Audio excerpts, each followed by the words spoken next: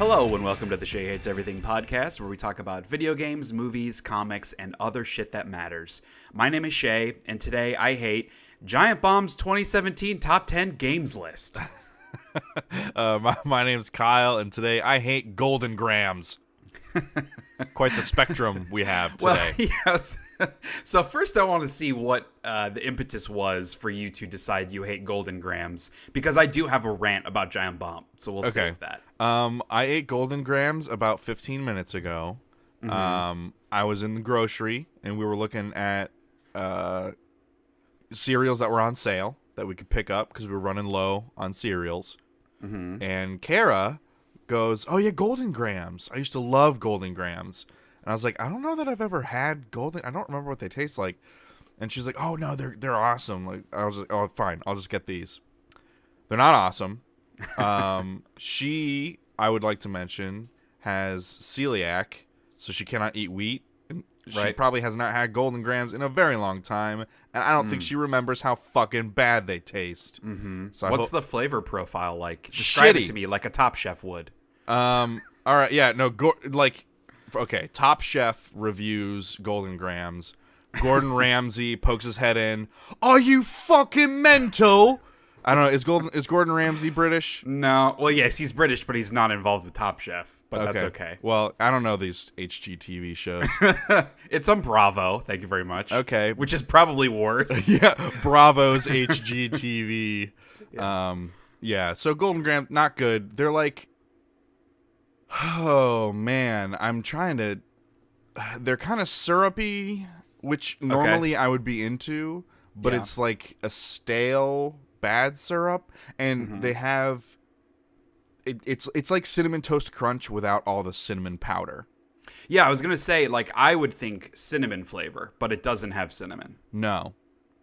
If it does, it is far outweighed by the syrupy thing, but it's very bland, and the texture, because those cinnamon powder on Cinnamon Toast Crunch plays a very important role. Yes. In that it helps keep the cracker wafer on the inside dry to begin with, so there's still some crunch. So in the Golden Grams, as soon as you dump the milk on them, they're soggy and nasty. Right. So there's not even like a good texture to go along with the bland flavor. For me, cereal's always like, I don't like it super crunchy. I don't know. It just feels like I'm eating it, just picking it up with my hand out of a bag. Oh, I do I that. like there to be like a little bit of a give. Like, if it were me, like 50% of them were crunchy and 50% were softer. That's like the good combo. But it's like there's a perfect period of time where the milk has absorbed just a little bit. Yeah, you have about 30 texture. seconds. Yeah, because then once they start to expand and it gets that soggy where it's just mush in your mouth, that's gross. That's a bad time. So, do you like Teddy Grams, the cookies? We used to have these a lot when we were kids. Yeah. They're little cookies shaped like bears. Yeah, I haven't had bears. them since we were kids, but I feel like if I were to eat them now, I don't know. Well, because, all right, so I think my memory of Teddy Grams is that the syrupy taste for those is a lot sweeter than what I just imbued my body with. Right. Okay. So maybe I would enjoy Teddy Grams, but Golden Grams, those are some cold, wet shit. Because the stock Teddy Grams are honey flavored. And so I was wondering if, like, it's analogous to the Golden Grams. If maybe just Golden Grams are like a worse version of that. Are Golden Grams, are they bears?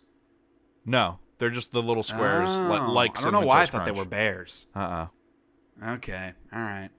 Yeah, that sounds bad. Yeah, it's not good. That sucks. Well, all right. Tell me about your about how personally you're taking someone else's 2017 top 10 games list. That's the whole fucking point of this. It's all opinions. Get off my shit. So, ironically, you say 15 minutes ago you had your Golden Grams. 15 minutes ago, I finished the last day of the Giant Bomb podcast. And we won't spend a ton of time on this because I'm sure there are plenty of listeners that don't listen to Giant Bomb, so it doesn't mean that much. But every year, they record their Game of the Year deliberations. So they don't just like post a list of their favorite games. They actually record it as a podcast of them deliberating, discussing the games, arguing, and kind of settling on a list. And it has, I mean, I started listening to Giant Bomb in 2008 is when I first started listening to their podcast. So I've been listening to them for over almost a decade at this point. Their Game of the Year list podcasts are always some of literally my favorite things to listen to, period, all year. I just love the deliberations, and obviously, as everybody knows, I'm a sucker for making lists and ranking things, and so it fulfills both those needs, and every year I fucking love it. I can't wait to listen to it, and recently it's been tough because there are always a few games that I haven't played yet that I want to by the time they post it, and they go into spoilers and all that kind of good stuff, so I'm always like, do I listen to it and spoil games, or do I wait for a month, blah, blah, blah, so I finally finished it. And I am excited to be done with this year's so that I can never listen to it again. It pissed me off so much. And it's primarily because of a new employee, Abby, and the way that she describes games as being either fun or very good. I'm pretty sure she described something as being very good over 100 times. And this is like 25 hours of podcast. Yeah, that's not an exaggeration. Yeah, I am not being hyperbolic. She described something as being very good over 100 times. And, like, my skin was crawling every time she opened her mouth because of the way she was describing games. And it just frustrated me. So that part of it was really annoying to listen to. And also their actual top 10 list, which this is purely subjective. I feel like the Abby thing is not subjective. That's poor. Like, she's doing her job poorly. It's her job to talk about video games, and she isn't doing it in a meaningful way. That's objective. She didn't do a good job, I feel. But the actual ranking of their list is obviously subjective. It just annoyed me because a lot of the games that were on their top 10 list, I actively didn't like. And so it was less fun to, like, listen to them talk about it. And also, like, a lot of the folks, which we're going to talk about later on today, some of our most disappointing games from last year. And a lot of their, like, top tier games are games that you and I, Kyle, found to be very disappointing this past year. Yeah. And so it's like hearing them talk about all these amazing things about these games when you're listening and like, yeah, but all this other shit was terrible in this game. And they, like, either refuse to acknowledge that it was terrible or, like, try to talk the way around it. It's just one of those things where, like, normally when I'm listening to this, I wish that I was in the room with them because it would be fun. This year when I was listening, I wish that I was in the room with them because they were bad at it. Like, and that's just how I felt. Yeah. And it sucks. I still love Giant Bomb. I love, like, all the people that work there. And on regular podcasts, I love listening to Abby. She's hilarious. Yeah. And she has a really unique perspective. It was purely talking about games in this format where I just feel like she really did a shitty job. Yeah, I don't think she has the vocabulary to keep up with all those, all the guys who are, you know, who've been doing it for years, right there. And yes, and to be fair, she's new at this. Right.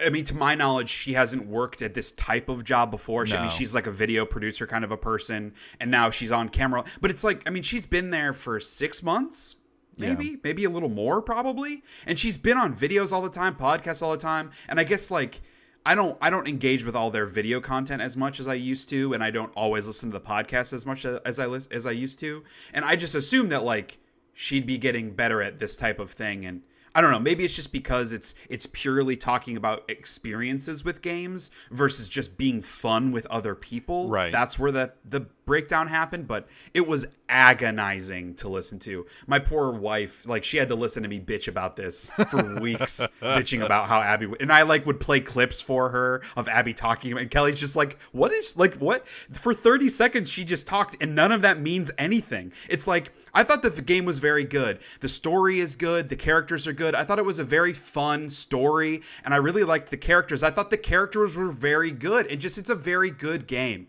Like, that is a sentence that she would say describing a game. That means nothing. Actually almost an exact transcription of one of her segments. Like, none of that means anything. And there was one point, which isn't even about her saying fun or very good, where she was describing one of her favorite games, Dream Daddy, which, to be fair, I did not play it. After they kept talking about it, I looked up some videos online. It looks like fucking hot trash. But of course, it made their top 10 list, so whatever. It's subjective. But she was going on and on about Dream Daddy, and she says, this is a paraphrase, but the message is the same. She goes, oh, fuck, what was it? I like Dream Daddy because it does something new in the genre of dating sim games. And Dan goes... Dan, who's one of the other guys, who I love because he always calls people out on their bullshit. Right. Dan goes, like, what? What new did it do? And her response was, Honestly, I haven't really played any dating sims before, so I don't know. And I was just like, are you fucking kidding me? You just said it does new stuff in the genre, but you have never played another game in the genre? What the fuck are you talking about?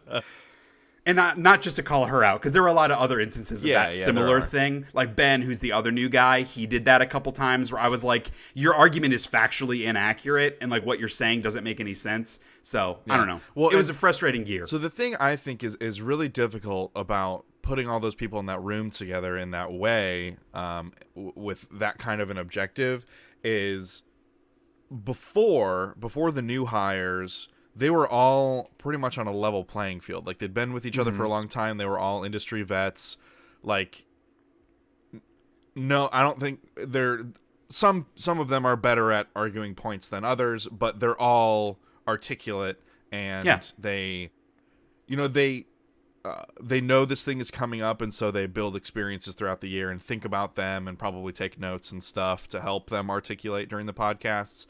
And then you have these two new people that come in, and the playing field's no longer level for them. So they're trying to keep up, and they don't have the vocabulary or necessarily the skill set or the experience to keep up. And so, like, it makes sense to me that they're struggling to, I guess, like, maybe keep up is kind of a bad way to phrase it, but, like, it makes sense to me that they would be struggling to, yeah, you know what I mean? Yeah, like, they don't have the context, or like they don't have the experience in describing games in the same way. Like, I think so they know what they want to say, but they don't have what it takes to say it just yet. Maybe. I'm not sure that that's the case with Abby, because she said the same thing over and over and over. I don't know that she had anything deeper to say, which is the problem. But your argument, I think, makes sense. That just, like, that's not an excuse to me. Because I look at it like, so they're new at it, so they're not going to be as good. Like, okay, fine, but then maybe they shouldn't be on this. Like, that's like saying, a first-time actor gets cast in a movie and they do a really shitty job and ruin the movie for people watching it. And you're like, yeah, but it was their first time acting. Like, I don't fucking give a shit. They shouldn't have the job then. If they aren't good, they should not have the job. I don't care if they're new or not. So anyway, Giant Bomb's Game of the Year list was frustrating. It was. But they did have one category, which I know you didn't get as much out of. We talked about it a little bit, but they did Best Super Mario Odyssey Capture as a list, and that was easily my favorite category because, obviously I played the game and I loved it, and it was a fun thing to listen to as someone who played the game. But by and large, it was a frustrating 25 hours of podcasts. Yeah. Also, I would like to point out the irony that here we are, me especially, talking about how they don't have the experience or the vocabulary to articulate their feelings, and then I totally flubbed and couldn't think of the right word. So that's fine. But I will say, it's one thing of like, we're calling these people out, makes it really easy for people to call us out, but I feel pretty fucking good about the way we talk about games and movies and shows, the way that we describe them and articulate our opinions on them. I feel like is a lot more engaging than the way that it was done some of the time coming from Abby on there. So sure, if you want to come at us, bro, because I feel pretty good about the way we talk about shit on this podcast. I don't always articulate myself properly, but I think you usually do. You're more of a thinker. You're more of a thinker. Like, you want to sit and think things through and then say it, versus I'm just going to keep talking and eventually I'll find where I'm trying to go. Right. It's a good balance. You fill the space. Yeah, exactly. No dead air. Yeah. So I was trying. I caught on too late. It's okay. It was still a nice awkward moment. Yeah, it still worked. I started and then stopped, and then I already ruined it. So yeah, I guess we can jump into, now that we're bitching about what other people say about their stuff, we can jump into talking about our stuff. So what all have you been playing, watching, and reading lately? So I've played quite a few games because we've been missing a lot of days due to the weather. Right. Still, I think we're finally over that hump, and I don't think we're going to lose any more days. But I played Super Hot Mind Control Delete, which is a separate game It's not VR. It's just regular super hot on a 2D field. So it's a roguelike. And wait, it's on 2D? Well, I mean, because like VR is in 3D. It's non-VR. Correct. Yes. Okay. It is still a 3D game, but it's 3D perspective. You watch via 2D on your monitors. Yeah. It's set up like a roguelike. Like there are different difficulties that you do. You know, the sub menu thing they have, the main menu system carries over, and like you select a character who has their own set of skills, like special powers and stuff, and then you go through different difficulties, and there's a range of number of levels you have to go through, I think like up to 10 or 12 or something, and there are shops that you encounter every few levels, and you can either restore your health or increase your max health by 1, and so that's what's different about this versus regular super hot. Is regular super hot, you get hit once, you restart. And this, you get hit once, you lose a heart, but you keep going until all your hearts are gone, and then your whole run is over. So you have to try and make it to the end of like the 10 levels or whatever, 10 scenarios you play out with. You play out with all of your health intact. So that's like the conceit of the game. Is there's these things from the main menu you select, and they're packs of levels that you have to play through every now and then. Like the difficulty seems to be, hey, we give you less shops in the middle, so you have to go longer without a chance to replenish health, and then also just longer sets of levels, period. That seems to be the difficulty. I played a few hours worth. It's cool because it's just more super hot, and a lot of the areas are familiar, like they're areas you've seen before. They're kind of repurposing them from the main game, but like with different enemy placement and spawns and stuff. And they do like a good job of switching up the weapon set for all the levels, like randomly spawning weapons and stuff for you. So it's always a new, fresh challenge going in. Yeah. Which is neat. I think there could be more variation in like the levels, the enemy sets, the weapons. I think there could be more of that. I would also be interested. Like I kind of want them to implement some sort of a boss. Like I don't necessarily know what that would look like. Whether it's something that you need to hit multiple times, right? Or it's just like a smaller enemy that moves faster. Or like I would like them to implement different enemy types, because now the enemy types are what weapon does this guy have. Yeah. So like is it a gun or fist fight or whatever? Yeah, and based on the gun, your tactics have to differ. So I mean there is that kind of variation, but it feels a little rote now because I played all of the main Super Hot game. I played Super Hot VR. I played a few hours of this, and it's like kind of like the same stuff over and over and over again. Sure. Which it's still fun and rewarding and cool. Like I'm pulling off cool stuff. Like there's this one level where you start up on a balcony and there's a statue and the katana is on the statue's head. And so gravity works in the game. So if you jump so for people who don't know, I think most people know, in Super Hot, when you move, time moves. So if you're not moving, time is inching forward extremely slowly. So it gives you time to think about your next move and dodge bullets and stuff. So up on a balcony, you have to jump off the balcony, grab the sword on your way down, but you actually have to do that in real time because you're falling, so time is always progressing, and you can't like stop midair. So that's actually like a really cool skill move to do. Sure. So like I would start the level off every time like jumping and trying to get that katana, and then I could like cut bullets out of the air with it and block stuff, and then throw the katana like a spear at a guy when I'm done with it.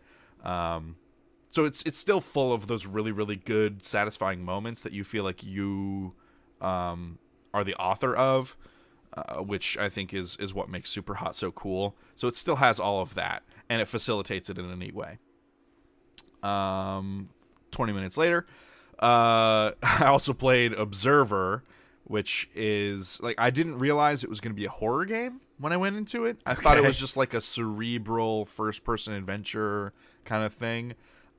It's like a walking simulator type game, right? Where you're exploring some like puzzles, that kind of thing. I thought that's what it was gonna be, Right. It's totally a horror game, and I did like not knowing that going into it made it scarier, of course. But it is still that from a gameplay perspective. Yes. It's just Yes. it's like Outlast kind of a thing. Yeah, I would say there's even maybe a little less gameplay than Outlast. Okay. But the whole the gameplay loop of it is you're walking around to these various areas, and you have a couple of different visions. You have night vision. You have like an electronics vision, so you can like see all the wires and panels and stuff, and then also thermal, like a bio vision, where you can see like blood splatters and biometrics and stuff. Jizz. Yeah, probably. I didn't encounter any, but it doesn't mean it wasn't there. That's the DLC. Yeah, and it's got this really Blade Runner aesthetic where everything's like CRT screens and it's heavy tech and like modified. It's an 80s version of what the future might be. Totally, yes. And I think it hits those notes really, really well. It has some serious style. The protagonist, I can't remember the actor who plays him, but his voice can be really hard to listen to sometimes because it's so gravelly and it sounds like it hurts him to talk. Okay. So that can be a little painful to listen to sometimes. And it feels, because like you have a menu thing you can pull up and it tells you your mission objectives and gives you leads on where to go. But the place you're playing in is essentially this large apartment building, so it has several floors, and the layout's super confusing. Like, all of the floors are like buildings have been mashed together, and there's just a giant hole in the plaster where you can walk through as part of the hallway. And it's all very, it's disorganized and it's chaotic, which kind of, like it helps with the mindset, right? Like of making you feel uncomfortable. Because there's no order to anything. And so, like, the rooms are laid out really oddly. But sometimes, like, it can then feel a little directionless because of that. Like, felt like sometimes I didn't know what I was supposed to be doing. And I did get stuck a couple times. And I had to look up what to do. A lot of the game is really, really dark. And you don't unlock... dark, like, actual vision dark? Yeah. And you don't really unlock like a night vision until like halfway through the game. So the first several areas you're going through, I was using my like electric vision and my heat vision because those send out like pulse pings every couple seconds to kind of like be able to see my way around in the dark, which is not a fun way to navigate. And that was more obnoxious than it was intense or like, building that that tone and the feeling. I beat it in about 6 hours, and there was a pretty cool tie-up at the end with a choice that, you could do one of two different endings, I think. I thought it was good. You definitely need to know what you're getting into. Like, it is one of those walking simulator games, and there are those segments where there are enemies that you have to sneak past. Just avoid. Yeah. I've only failed those there were a number of those segments, and I only failed them about 3 times total. But when you do fail them, it completely... In a game like that, if you fail a segment like that, it reminds you it's a video game, and then it's not scary anymore. It's annoying. Because those segments because then you're just doing it again, right? Yeah. And like it's like, okay, you begin to look for the game within the situation where it's like, okay, if he's over there, this is his loop that he walks, so I'm gonna go this way, and it completely it pulls you out. I think those are really bad segments for this type of a game. I mean, that's why Alien Isolation was so terrifying, because the alien had its own AI. Yeah, like it was different every single time. Like an emergent AI system, and it was different every time. So that's what made that scary, because there was no predictive system that you could learn. And in this one, there kind of is. So you begin to see kind of the puppet strings operating in the background at that point. What kind of horror elements are there? Is it like a lot of jump scares, or is it more atmospheric kind of thing? I would say there might be one jump scare, but it's very like it build up like the. I also strongly recommend you play this game with headphones, because the soundtrack is amazing, and just like what it does to your heart rate and how it builds tension with the soundtrack alone. And then like it's a lot of like visual glitches, because you find out you're you're playing a detective, and like it's clear his body is pretty heavily modified with tech. Okay. And so like there's a lot of like visual glitches and something like he's an observer, so he takes a thing and he plugs into people's brains and he can like search through their minds. And so the way that is told is all really, really cool, because when we think of things, it's flashes and it's always fragmented, but we make sense of it. And so like you're seeing those fragments and situations and characters like melded together in weird ways, and like you'll be in one area and then something from another area happens, or like a sound from something unrelated happens, because to that person those things are connected somehow, and so when they think of one thing it brings in a host of others. So there's a lot of really cool storytelling in that way. But yeah, I mean it's it was good, and it's in terms of style, like I said, it's very Blade Runner-esque, like you said, 80s future. And I think it's a really visually striking game. I think everything looks like fidelity-wise, it looks very good. To coin an Abby phrase. Yeah. It's very good and very fun. Good, yeah. I'm trying not to do that. But yeah, I liked it. Cool. And I think the fact that I didn't know that it was a horror game kind of made it better, because it was a scarier surprise. Right. Like when the first thing happened that was scary, I was like, oh crap. Yeah. That's what this is, you know. This sounds like the first time I played Gone Home, which isn't a horror game, but it's that kind of horror aesthetic where you walk into this house that's empty. Yeah. The lights are off everywhere. It's There's eerie. that ambient music. Yeah, and I was playing it and I was like, I thought this was just like a first-person explorer of the house kind of a thing. I didn't realize this was a horror game. Right. And so for like the first, I mean, it's a relatively short game, but for the first like hour or two, I'm waiting for the shoe to drop and some kind of monster to poke out. Right. And like it creates that atmosphere that you didn't expect. Right. It sounds like Observer was the same way. Yeah, for sure. Yeah. It's I would recommend it. Like, get it on sale on Steam. Like, maybe don't pay the full price. Because I got it on sale during the winter sale. Yeah, I really enjoyed it. I'm glad I played it. Yeah. I went back and played some Minecraft, which I hadn't played in a while. I think about Minecraft a lot. It's been months since I've played Minecraft, but like I think about it every once in a while, about hopping back in. Yeah, I pretty much strictly do mod packs now because I'm kind of done with vanilla. I played a mod pack called Modern Skyblock 2, which I really like Skyblock maps because it's like there's a forced progression that you have to follow, so it has structure to it. Describe Skyblock for folks that don't know. Yeah, so you start on like a block and you're floating in space. There's no other terrain, and you have like a block and a tree, and so you have to cut the tree down, get the saplings, and then grow the sapling from that one dirt block, take the wood from the tree, craft tools and a platform, and keep growing the tree to grow your platform and unlock new things and build new parts. And there would be like other platforms spread out in the sky, so like Sometimes. you need to get enough wood or whatever else to get to that place, which then you get a bucket and then you can make the cobblestone, like all that kind of stuff. Yeah, some Skyblocks are structured that way. Others that are like for mod packs have ways for you to progress through the tech tree, starting with literally just a block of wood. So like there are ways to get minerals and ores and stuff from I guess like turning the leaves into dirt and then turning the dirt into stone, like sifting the stones out of the dirt to make cobblestone, melt the cobblestone over a torch to make lava, make a lava and water like melt leaves to make water, and then you have a cobble generator because the lava in the water. You can get as much cobble as you need, and then the stones get you stuff, and it keeps going and going and going.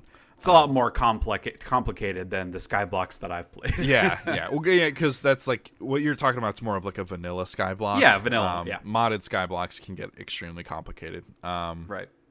But yeah, so I played that for a little while. I think I got my fill.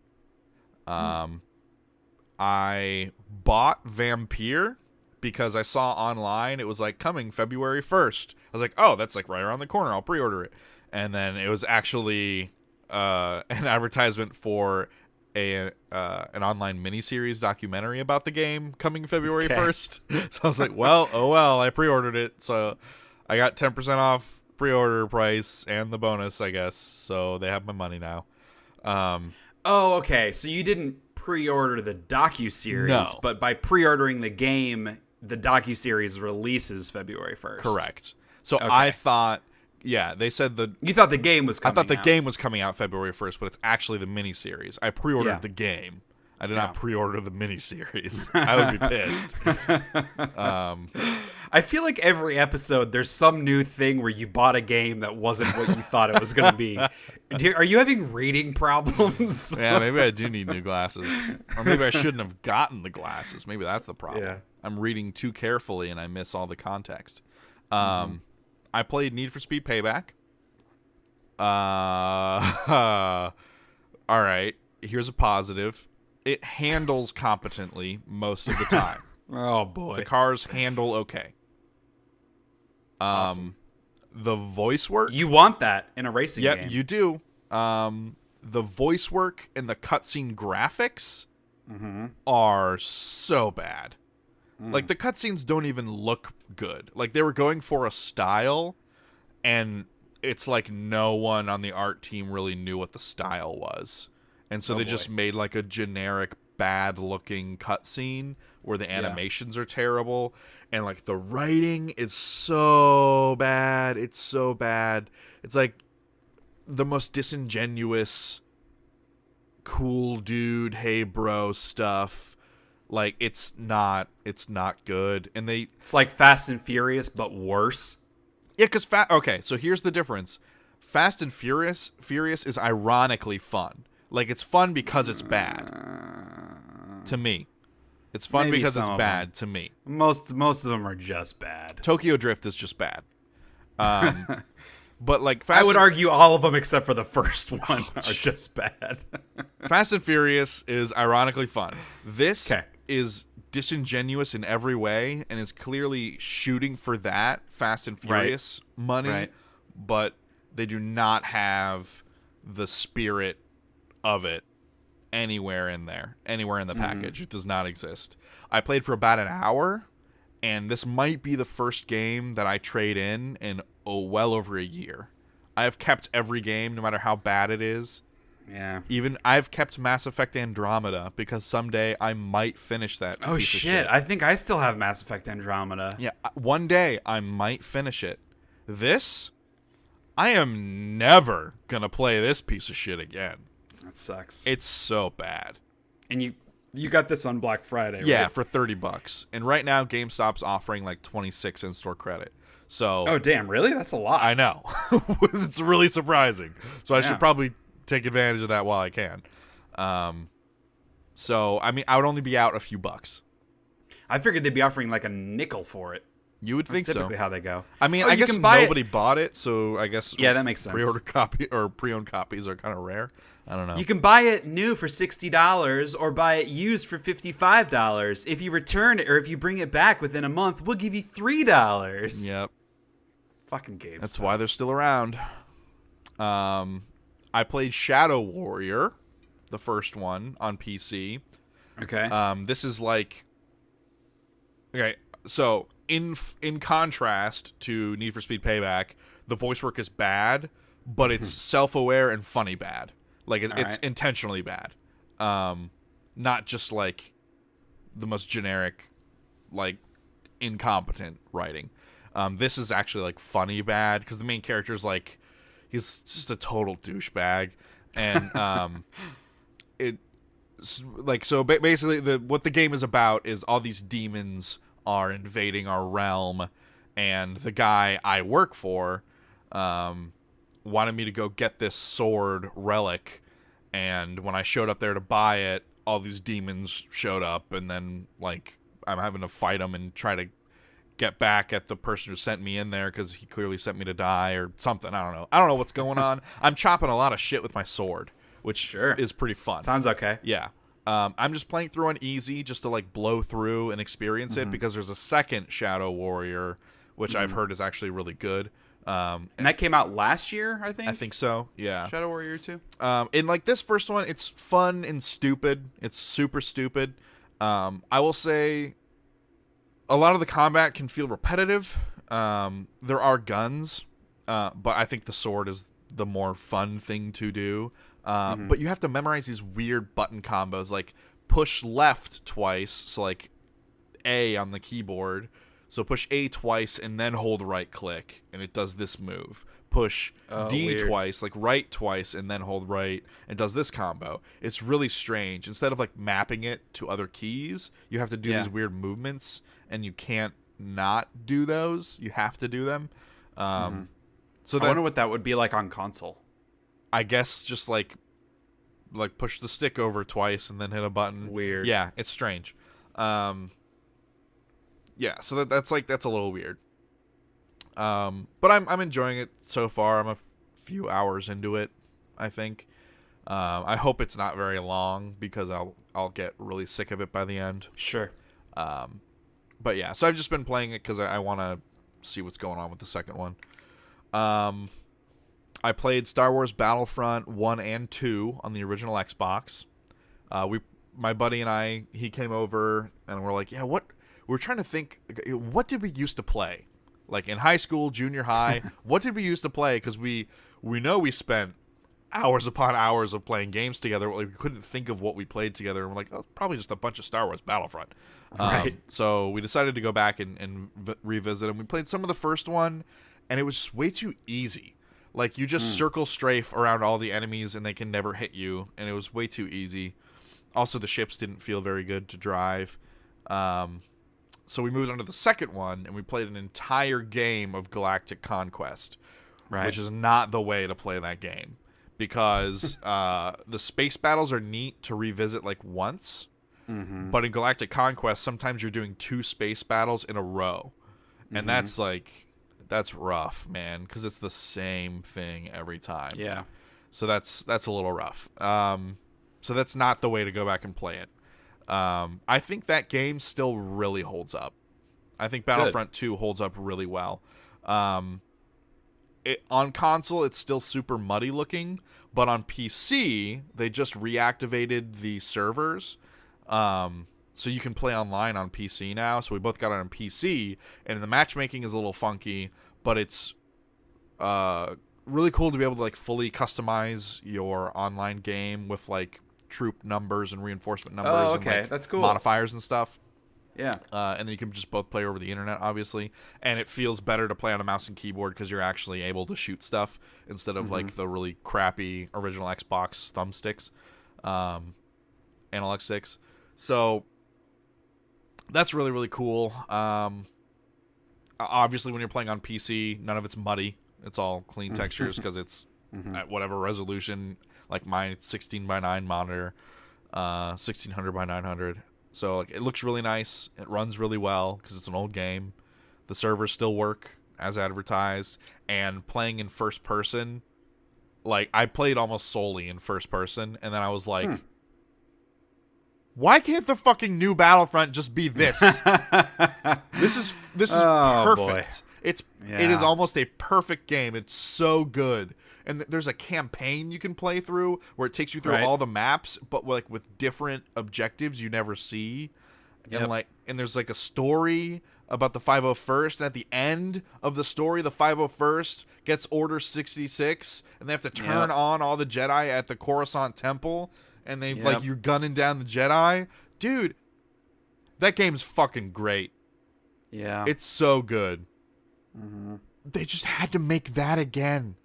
They had the whole thing's there. That's all they had to do, and they couldn't do it. But you can't put star cards in that game. Fucking EA. So we They're played designing video games for microtransactions. They're not trying to add microtransactions to their games. They're designing for the microtransactions first. That's the problem. Yeah. So I played that. That same buddy came over, and my fiance and I played Harry Potter the Hogwarts Battle board game. Oh boy. So this is crazy Friday night. This thing is actually really cool. So, nice. a couple of years ago, we got together in, like, you play through all 7 years, and it's like separate separate games for every year. Like, the rules change, you get new abilities, the card pools change that you're drawing from, and it's a deck building game. So, like, there are 6 cards out at all times that you can buy. Pardon me, and you're adding those cards to your deck, and then when you run out of cards from your discard, you shuffle them back together, redraw cards, and you have these enemies you're trying to beat, and the enemies are trying to add tokens to the location, and once all the tokens are filled up on the location, you lose. So we beat years 1 through 3 a couple weeks ago, and we lost on year 4. And that was like 5 hours of playing. So we're like, okay, we're stopping there. We're not going to try 4 again. Like, that's good for tonight. And then we got back together like last weekend and beat on our first try 4, 5, 6, and 7. And 7, I would say 4 was probably the hardest year, because I think at year 5 you get like a new ability, and we were smart about how we divvied up responsibilities and used those abilities, and I think that made it easier. So, like, all the enemy cards, you're just adding to them every year, and so your win state is you defeat all of the enemies before they fill up the location. And so, like, if they stun you, they get your health all the way down to 0, you lose half of your hand for that round, and you add 1 to the location. There are enemies where if 1 is added to the location, other bad shit happens, and every turn you're drawing dark arts cards, which are other bad effects. So there's, like, it got to be in year 7, like, each person's turn on a round was taking like a few minutes. And so we played, let's see, did I put down how long we played? No, he got here at like 1:30. We started playing at like 2, and we stopped playing at like 11. Nice. Like, I mean, we went and got food in between there, obviously, but like it was 9 hours to beat years 4, 5, 6, and 7. It sounds like it's a game that's meant to be played like 1 year at a time. Yeah, and like, and the conceit is, oh, you lose a year, you have to, like, you're supposed to not skip over that. You're supposed to like go back and try and beat that year before you progress. It was really, really cool. It was really difficult, but I felt like it was manageable depending on your card draws, though. Because the shop is also, the shop deck, there's only 6 available cards to buy at any given time, and that shop deck gets bigger every year. So sometimes it's really, you're not drawing the cards you need.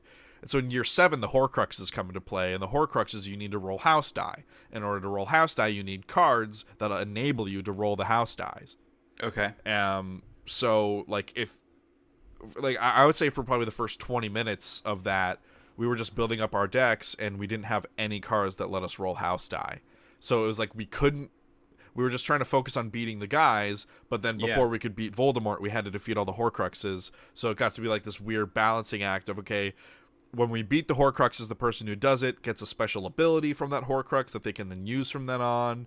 And so we're like trying to figure out who should beat it, but then it's at a certain point, it's like, look, we just need to fucking roll these dice. We just need to beat it. Yeah. So it could be very frustrating because fucking Peter Pettigrew. God, I fucking hate Peter fucking Pettigrew.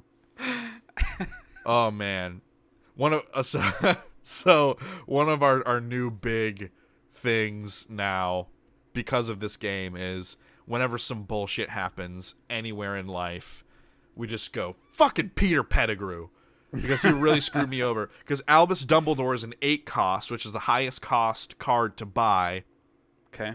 I bought him. I managed to get the cards. The perfect card combination gave me enough influence to buy him. And then I drew him.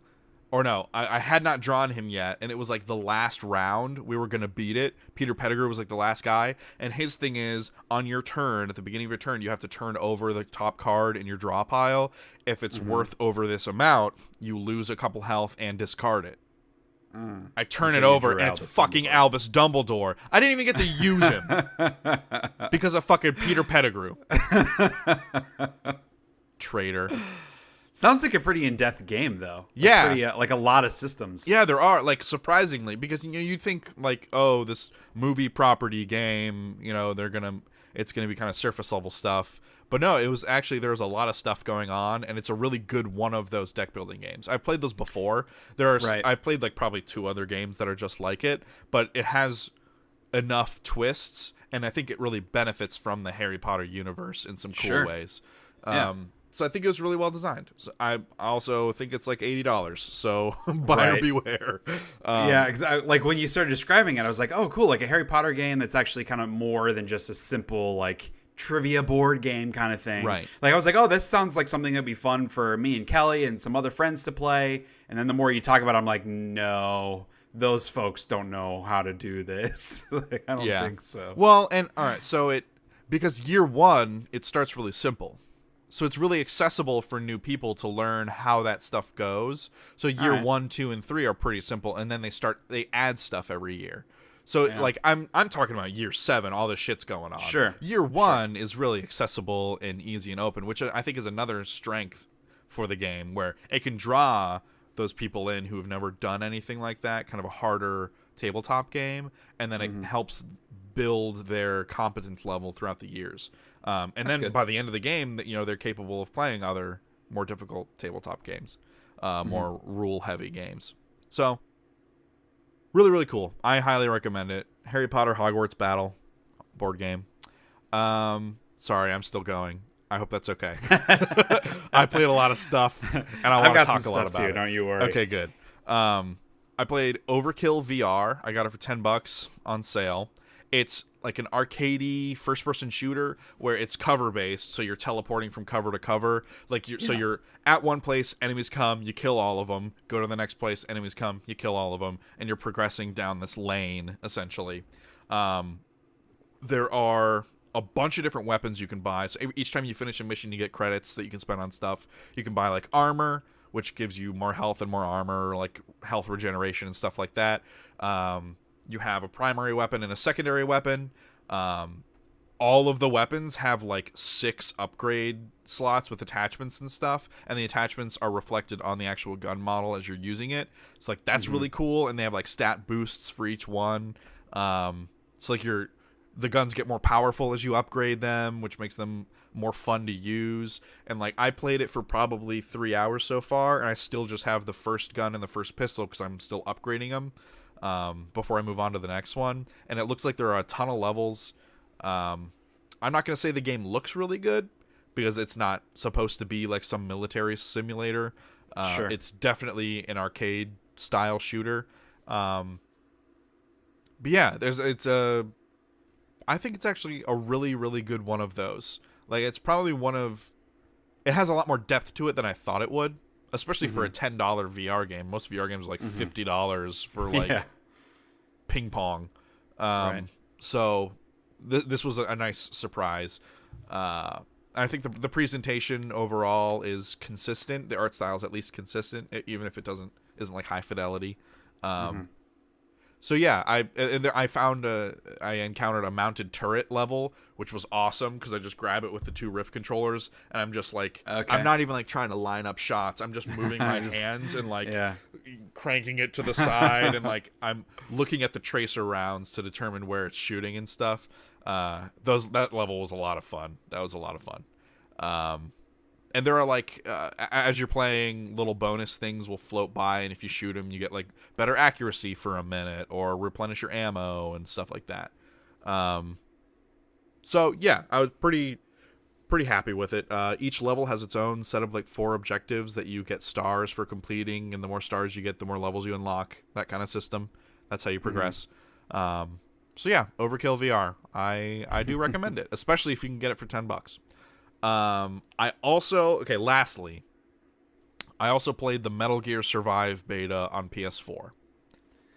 Right. Now, so this is a Metal Gear, and I use that in quotations, Metal Gear game by Konami without post Kojima. Yeah. Yeah. So, and it seems like this is Metal Gear in name only. It seems like it has no relation really to Metal Gear. I mean, like Solid Snake is not in it, obviously. Sure. I'll get to that. So, in the beta, only the multiplayer is unlocked. So the way this game is structured, because Giant Bomb also put up an unfinished, where Brad got to go play it, and he has some like 20 minutes of single-player footage that he captured. So if you want to check out single-player footage, you can find it there on giantbomb.com/videogame.com/bomb.com/ please don't call norm.com. Nuke.com, isn't it? Yeah, nuke.com. Yeah, plenty of ways to find that website that are all really good. So, in the way the game is structured is you have a single player, which is has some narrative to it, from what I understand. Like there are quests and side objectives for you to go do that introduce you to mechanics of the game and are also supposedly trying to tell a story. You have a main base that you're building up. Also supposedly that implies that at some point your base will undergo waves of enemies and you'll have to defend your base.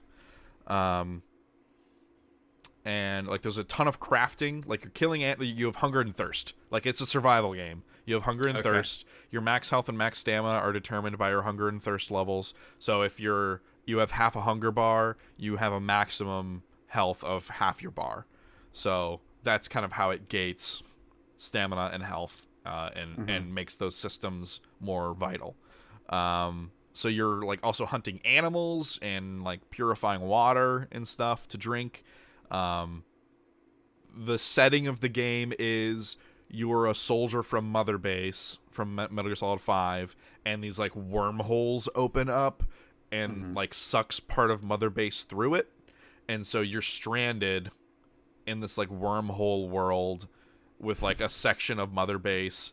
And one of those AI pods from Metal Gear Solid 5, it was initially in Metal Gear Solid, the PSP game, not Acid.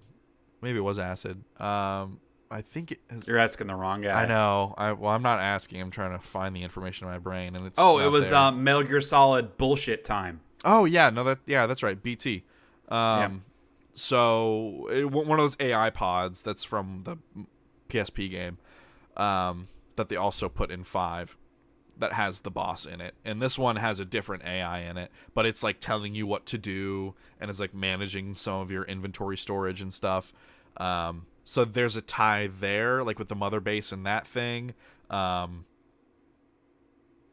so you have your single player, and then you can go play multiplayer where you can like queue up with a group and do missions where you get a lot of like crafting stuff and a lot of more rare components to make better things. And that's like what I saw of that was wave-based defense. Like it's literally called a wormhole drill. So they're drilling in the wormholes for shit. For science. Yeah, science and money.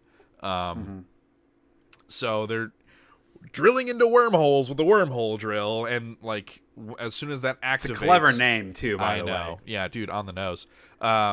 And maybe they had a little bit too many focus tests in finding the name for the wormhole drill. Yeah, or maybe bad translation, or good translation, depending on how you view it.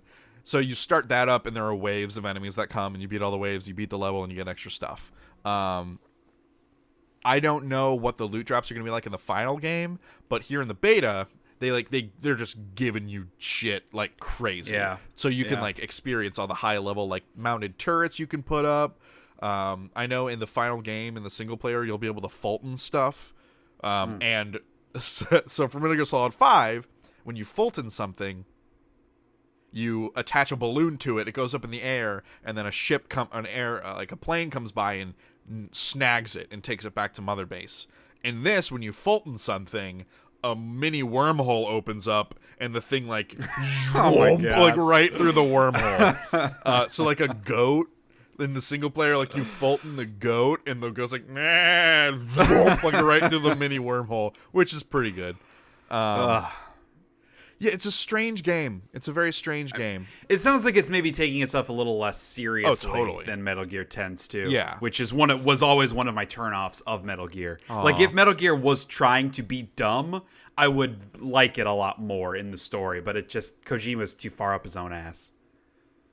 Anyways. We've talked about that before. Yeah, also, I mean, this runs on their Fox engine and plays almost identically to Metal Gear Solid 5. And you have more hotkey slot stuff, because obviously you're crafting fences to put up, and there's this really cool thing about like you can craft a chain link fence, and when you place it, this like ground wormhole opens up and the fence pops out of it, of course. So you can place down a fence, and when the enemies run at you, you are like you have a pole, like a spear, you can stab them through the fence. So like they're caught on the fence trying to get at you, and they're damaging the fence. And like if there are multiple of them, I saw this was actually really cool. There were like 6 of them at the fence, and one in the back climbed on the backs of one of the others and was like going over the fence, which was really cool. And as the fence gets damaged, they're climbing up it, and it's like bending inward towards you, and eventually collapses. And the nice thing is when it collapses, they all fall on the ground, so you have like a couple seconds. You know, they're not like on top of you immediately. I saw several different enemy variation types. Like there's one that explodes that actually looks a lot like an enemy from Resident Evil 5. And there's one that was like heavily armored, and then like the regular crystal guys. I just played the easy mission a couple times. They still have the little mini walkers from MGS5 with like they're like the little mini ATSTs, where like a mounted turret, and like you're like running around in them, like bumping into shit.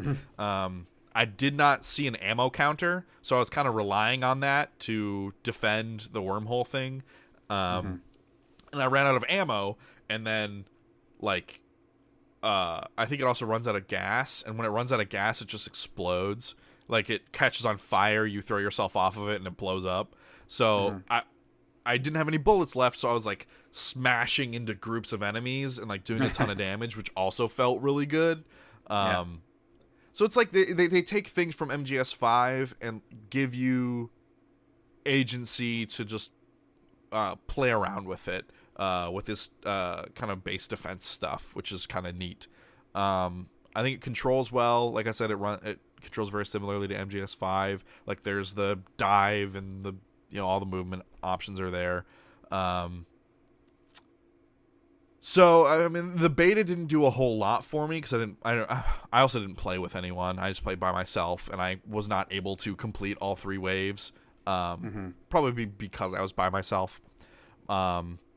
It seems like it's pretty tough. But yeah, I mean, I think there's a lot more there than I thought there would be. Like there are a lot of craftable options, and there seems like a pretty heavy progression in terms of tech and defending things you can deploy. And it seems like there's a lot of stuff there that will be fun to play around with and toy with. Like there's this balloon barricade that you put it down and it like pops up, and then like enemies bounce off of it. Like it's stupid shit like that that I envision myself using in really funny, weird ways. So yeah, and it's a $40 game. It's not a full $60. And I think it comes out late next month in February. So it certainly sounds like there's more to it than you would have anticipated. Yeah, absolutely. And I mean, I guess like I don't want them to make another proper Metal Gear game because Kojima's not there, and I think it would be a dumb thing to do. So this is a way to keep the blood running through the veins of Metal Gear Solid without him in like a weird way that I was not expecting to be interested in, but I kind of am. I don't know.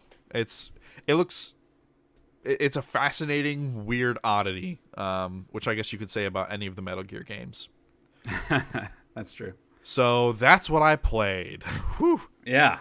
So I have fewer games than you, and I think one because I guess it was last week was my final week at my old job, and this previous week was my first week at my new job, and so both it was a combination of like the transition, whatever. At the old job, it was fun because I got to come home and not think about work at all. But the new job, I come home and I'm thinking about work a lot. Right. And so I haven't had as much time to play games. But the biggest reason I haven't been playing as many things is because in the past 2 weeks, I've played Assassin's Creed Origins for like 23 hours in the past 2 weeks. It's weird, man, because like I don't think it's an amazing game. Like there's nothing that's jumping out as like this is a really awesome thing. Right. But it's just really solid. Like, it's just a fun game to play. Yeah. It's very good. I think the characters are very good, and the story is good. Like, it's a fun, engaging story with the very good characters. Stop. Please. No, but, like, and that is, like, to dumb down my feelings on Assassin's Creed Origins, it just is a very solid game. In everything it's trying to do, it is solid. There's nothing that's amazing about it. I mean, I everything do like is Bayek. acceptable. I mean, I think it's above acceptable, though, because, I mean, there's enough there that is keeping me wanting to come back and keep playing it. Because I think at this point, with so many other things that I'm still trying to play, if it were merely average, I would have bounced off of it. Okay. Like, my expectation level, my tolerance level is, like, lower than normal for games right now. And I keep wanting to play more of it, so it must be pretty good. But I like Bayek, who's the main character. You do? He started out, and how far did you get in the game? What's the place that's like being taken over by all the sand, and they're trying to like shovel out the houses? Okay, by the pyramids. Yes. Okay, so that's maybe. I mean, you're probably 10 or 12 hours in, maybe a little less depending on how much side stuff you did. Well, I've been doing like all side stuff, so okay, yeah. I think I'm close to like 16 or 18 hours. All right. Well, you're not nearly as far in the story as I am, and I've been doing almost everything. I just finished the first ship mission with Bayek's. Okay. Yeah. So you're close to where I am. Okay. But anyway, so in the beginning, I didn't think Bayek was all that interesting because he was just kind of like he's a desert cop kind of a guy. He's just like a good dude who's trying to help people, and he's just not super engaging.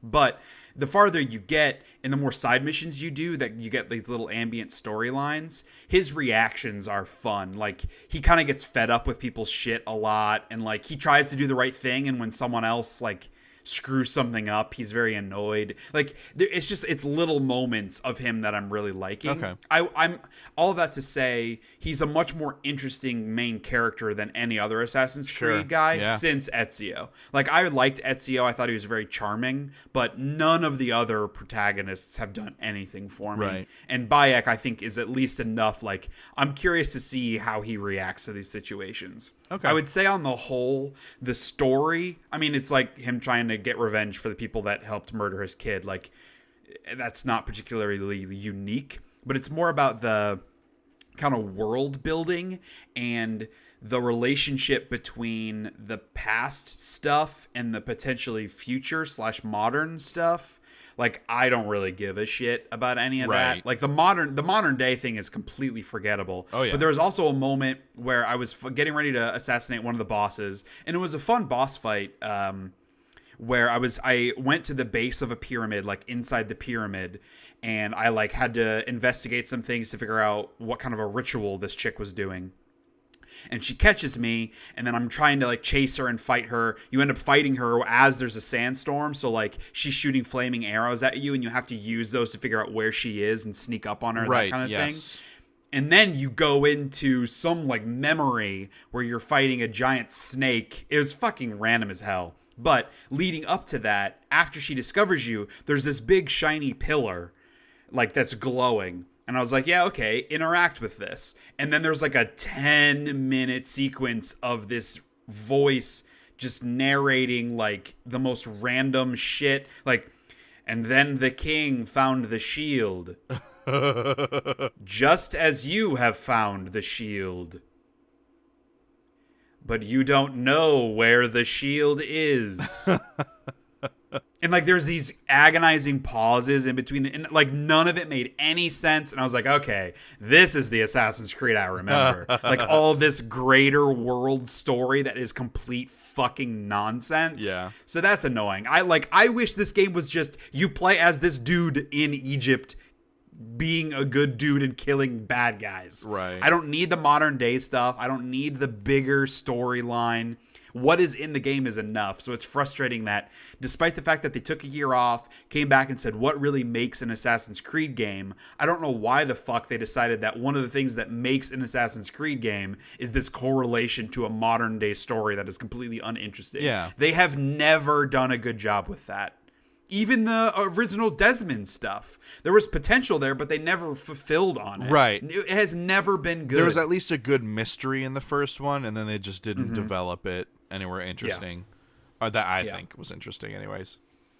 But the core of the game is, like, the gameplay loop I do enjoy. The sneaking around, assassinating guys, you know, the bow feels really good to use, and just like exploring the world I'm really enjoying. I mean, it does the Ubisoft thing where you climb the towers and unlocks a bunch of question mark icons, and that becomes very overwhelming very quickly. Yeah. I mean, there are like within 100 meters, there are 8 things you can do at any given time. Right. But discovering those things is fun, and I like using Senu, who's like the evil companion. And you use him to like find hidden treasure, mark enemies, all that kind of stuff. And that's like, I enjoy that process too. Yeah. Like find all the crafting ingredients. Like I, for a couple hours one day when I was playing once, like I wanted to upgrade all my stuff. So I just spent a couple hours using Senu to track down like copper and iron shipments that were like the dudes that were doing the shipments. And then I would predator arrow their faces as they were riding their horses by. Like that stuff's fun. That's fun. Yeah. And it does feel good.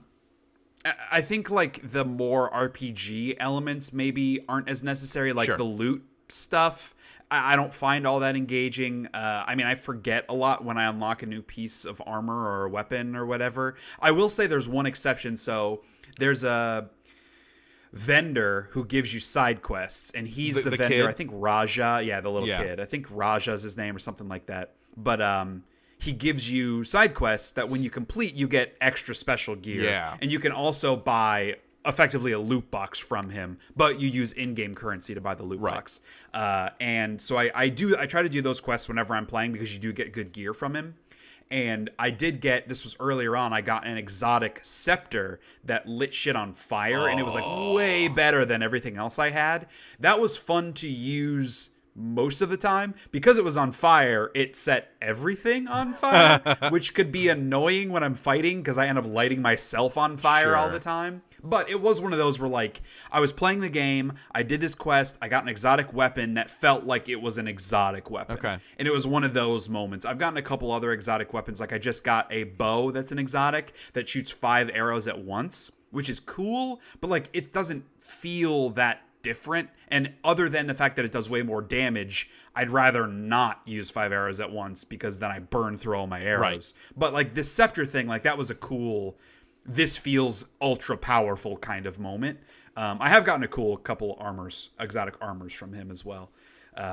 So yeah, I mean, like I said, there's no one piece of the game I can point to as being like, this makes it an amazing game, but just the whole package, it's just a really solid game. And I mean, I still have some work to do on my top 10 list. I need to put some more time into Pyre. I really want to play through Night in the Woods. There's some other stuff that I need to put a couple more hours in, but like, this is a game that might squeak on in like a 9 or 10 spot, just because on the whole, I'm just enjoying my general experience with it. Speaking of Pyre, I did play some more Pyre. I want to like the game more than I do, and I enjoy a lot of aspects of it, but it's not hooking me the way that I want it to, from the actual like sports rights to the characters to the story. Like nothing, it's just not as amazing as I want it to be, but I'm still feeling like good enough to want to keep playing it. Okay. I will say my most recent experience with it, I lost my first right. So I was in the game. The first time you go through up to that championship right, where you can kind of promote one of your guys back to the Commonwealth, it tells you where to go. After that, you can pick and choose which area you want to fight, which is associated to which team you're going to fight. And so there's strategy, because it also shows like the rankings board. And after X amount of rights, you go to the championship, right? And the championship is based on seeding. So if you're at the top seed, you go in the championship against the other top seed. And so you can use a little bit of strategy of like, this team is really hard. I don't want to have to fight them in the championship, so I'll fight them early on to give them a loss and knock them down the rankings. So there's that little bit of strategy. Mm-hmm. And so I tried to do that. And there's one team that is 3... I think they're called harpies maybe, but they all fly. And the first time I fought them, I was like, this was really tough. I mean, I won, but it was like the most difficult match. And so I fought them early on, so I knew I wouldn't have to face them in the rights. So because of that, the team I did face, not to dive too deep into the lore, but it makes sense for my story. So in the lore, there were like 7 or 8 gods that kind of made everything and invented the rights, etc. And then there was this other god who was like a demon god, who was the bad guy that the other 7 fought and defeated. And so everybody worships these 7 gods, except for this one team. They worship the demon guy. And the leader is like this gross old hag tentacle woman she's a bitch. I fucking hate this chick. And so I was fighting her team in the championship. And as you're getting ready to go, because the leader of the championship team that gets escalated, they go back to the Commonwealth to live their normal life. And she goes on this big rant before the championship match of like, I can't wait to go back. This isn't what she sounds like because there's not really voice acting, but this is what she sounds like in my mind. Yeah. I can't wait to go back. Lismore, the Demon King, I'll worship him and he'll come back and take over the world. Like, it's all that kind of shit. Yeah. And I'm like, you're fucking going down, motherfucker. I'm not letting this Demon King take over the planet again. Well, I lost. And so she got to go back to the Commonwealth, and then I rage quit. I just turned off my PS4. So I haven't turned it back on because I am hoping that it didn't save and I can do it again. But I'm afraid to turn it back on because if it did save and I am responsible now for the Demon King coming back and taking over the world because I lost in the championship, my heart's going to be broken. So, I still need to play some more Pyre. And like that was the most impactful moment for me, that championship, because I really felt like there were big stakes. Yeah. It wasn't so much of like, because there's a little bird creature who's really cute. He's called Tizo. And he was the one I selected to promote because he had been in the exile for a really long time. And he's just a really cute, like, I want to root for him. I want him to have this joyous life. So I wanted to promote him back. And so it was like, yeah, I really want to do that. But it's more so I want to beat this bitch. And I didn't beat that bitch. She beat me. And it was close, too. It was like we were both down to the first person to score wins. Oh, okay. And I fucked up. I made like a bad move, and it What is the matter with you? I know. I was very angry. But it was the most powerful moment of the game that I had experienced. And like, yes, do I want to replay it to beat her? Absolutely. But if I can't and I continue, like, that's a meaningful thing that happened, that I lost this. I lost the opportunity to send one of my guys back. Right. This most evil person in exile now gets to go back. Like, that's a pretty big deal. Yeah. So that part of the game I think is really cool. It's just like the actual moment to moment stuff, the characters. It's just that as a general whole experience, it's not hitting me the way I feel like it should be. Okay. Because a lot of it is so good. So, oh well.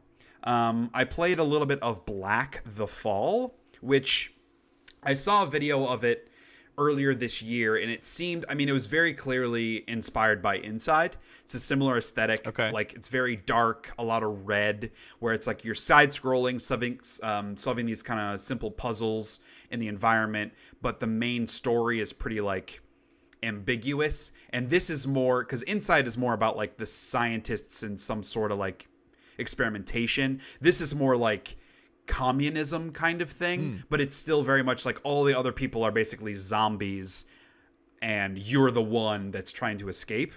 So like, I looked at it and was like, this is very clearly trying to copycat Inside, but I'm interested. Unfortunately, it's just trying to copycat Inside. It's just not nearly as good. I played for like an hour. I don't know, just nothing about it is very good. The atmosphere is interesting, but again, it's super derivative of Inside. Right. And the mechanics, I think, are pretty bad. The movement is bad. It's not as precise as you'd want it to be. Yeah. It's just, not to be reductive, but it's just not a very good game, unfortunately. I played the second episode of Life is Strange Before the Storm. And this game pisses me off, man, because it has so many moments that are amazing, just like in the first season of the proper game. But so much of the writing is painful. The insult minigame thing is just awful. Sure. And it pisses me off. And part of it is because of the main character, too. Because in the original game, you played as Max, who was like trying to figure out who she was, but she was like a cool, good person. And Chloe, who was the douchebag character, best friend, because she was the best friend character, it was fine. And her being a hipster piece of shit was okay. But because she's the main character in this, I just hate her most of the time. Yeah. So it sucks because the writing really holds it back, and that that mini game part holds it back. And because there's not much to it. It's a story-based, exploratory kind of adventure game. There's just not that much gameplay, and so the bits that are in there, if they're bad, that really hurts the overall experience.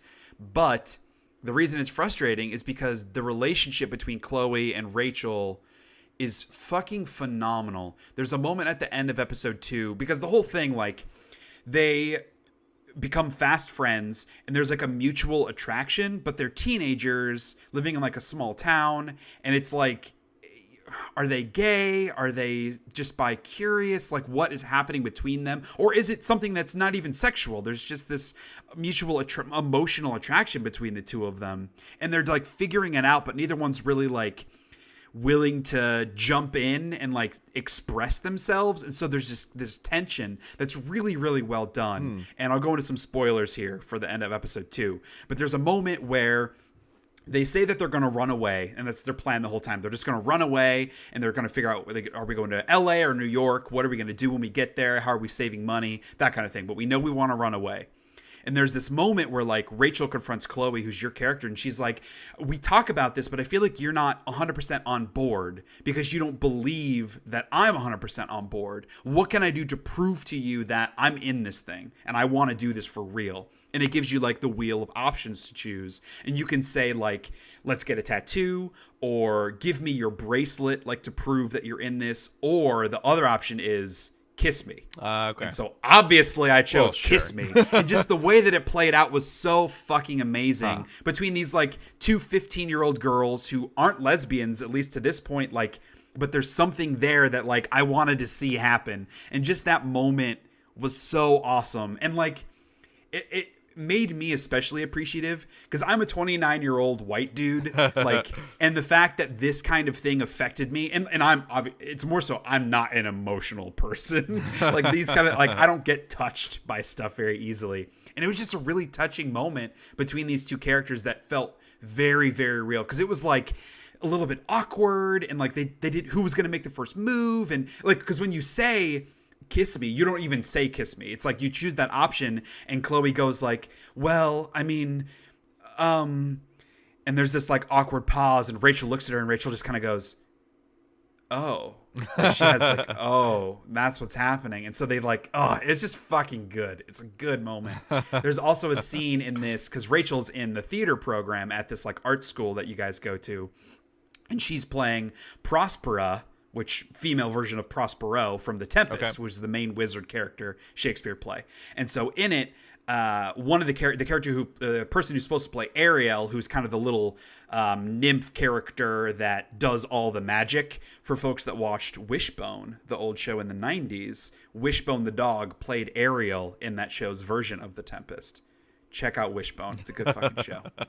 But so the girl who was supposed to play Ariel is like running late, and so you get asked to play Ariel in a scene, and you're not an actor, and plus you're a hipster, you hate theater, but you're only there to support Rachel, and you're like, fucking fine, I'll do this shit. And so it gives you a moment backstage where you have your script for the scene, and like you have your lines memorized. And so me as an actor, I tried to go through and memorize the lines really quick so I could go and do a good job, because I don't want to fuck this up for Rachel. This is a really big deal for her. I want to do a good job. And so I go out there, and she's like, you know, you're doing the scene, and it gives you the wheel to choose the option. You have to pick the right one, like what the line is. And they do it in unique ways where like you aren't expected to just memorize it. It'll give you like there's a famous line where Prospera asks Ariel about, because it's the beginning of the show when Ariel's responsible for crashing the ship onto the island. And there's a famous line that the characters on the ship say, hell is empty, all the devils are here, is the famous line. And so in that, it gives you the option of like, so what did they say? And it's like, hell is empty, or the devils have left, or it's like things that are similar. So you have to pick the right one, that kind of thing. And so I did a good job, obviously, and I got all of my blocking right. I knew all of my lines. But there's a moment at the end where you're supposed to be between the two of you where Prospera said, or Ariel's like, hey, after this is all done, you're going to set me free, right? This was the promise. And Prospera goes, yes. But when you're acting out the scene on the stage, you ask, hey, when this is all done, you're letting me go, right? And Prospera goes, no. which isn't the line. And so like some people in the audience are like, oh, what? And your character, like Chloe, is like, wait, what? Like, that's not what you're supposed to say. What's happening? And so Rachel, as Prospera, goes in this whole thing of like, I know why you want to leave. It's because, I know why you want to leave me. It's because you're afraid that once all this excitement is gone, all of the breaking the rules is gone, that there's nothing left between us. But I promise you there is something else there. And it's very clearly like, this is Rachel talking to Chloe, right, not Prospera talking to Ariel. And so at the end, she gives the whole speech, and Prospera, as Rachel as Prospera's like, so what do you decide? Do you want to leave when we're done, or do you want to stick with me? And it gives you just a yes or no, like I'll stay or I'll go. And then so it's like yes or no. And you hear from the audience, somebody goes, say yes. So I picked yes, blah, blah, blah. But again, That's like funny. just the whole scene, the way it plays out and the relationship between these characters is so fucking good. But it's all the other stuff. Like a lot of the other dialogue is just terrible. And just like there's not that much interesting you're doing in the game. It just bums me out because those little moments, like the highs of this game are so high. But just the median, like where you normally live, it's a bummer. So it's like I really want to play the third episode, and I'm still going into it hoping that it gives me a lot of those highs again, because that will be enough, I think, for me to feel good about the experience. Okay. I mean, I'll say this second one hit me so much harder than the first episode. Like after playing the first one, I was just like, this game sucks, and it's such a bummer. But the second episode has so much more character stuff to offer that it helps make up for the fucking insult mini games that are just the worst. Yeah. Well, good. I'm glad like there's at least something there to drive you to keep going. Yeah.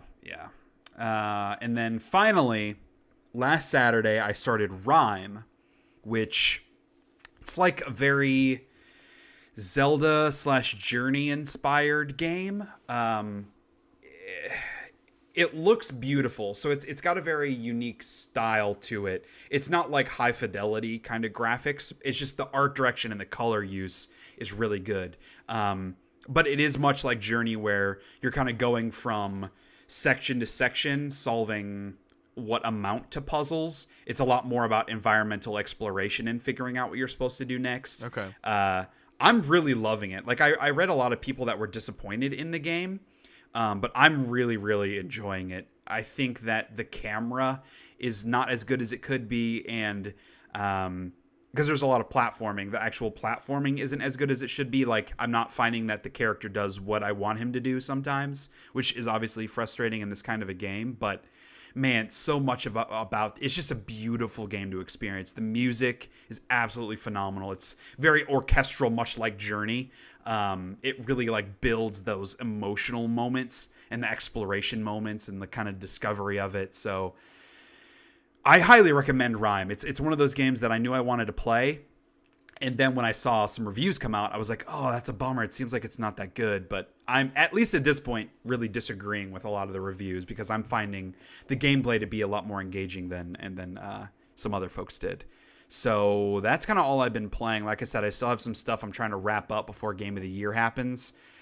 And I'm kind of staring down the barrel of like games like Prey and Mario and Rabbids Kingdom Battle, where I'm like, those are like 20, 30, 40-hour games. I don't know how I'm going to be able to finish those before I need to like wrap up my quote-unquote Game of the Year list. So we'll see what happens. There's some smaller stuff I still want to play. Night in the Woods is at the top of the list. So hopefully I'll have more games to talk about next episode. Yeah. So what about some like TV and movies and stuff for you? So I've been spending most of my time just playing games. But Yeah. I have watched a little something. Karen and I watched a little more of Traveler Season 2. I think we're like 5 episodes into that now. And I watched a couple of Honeymays.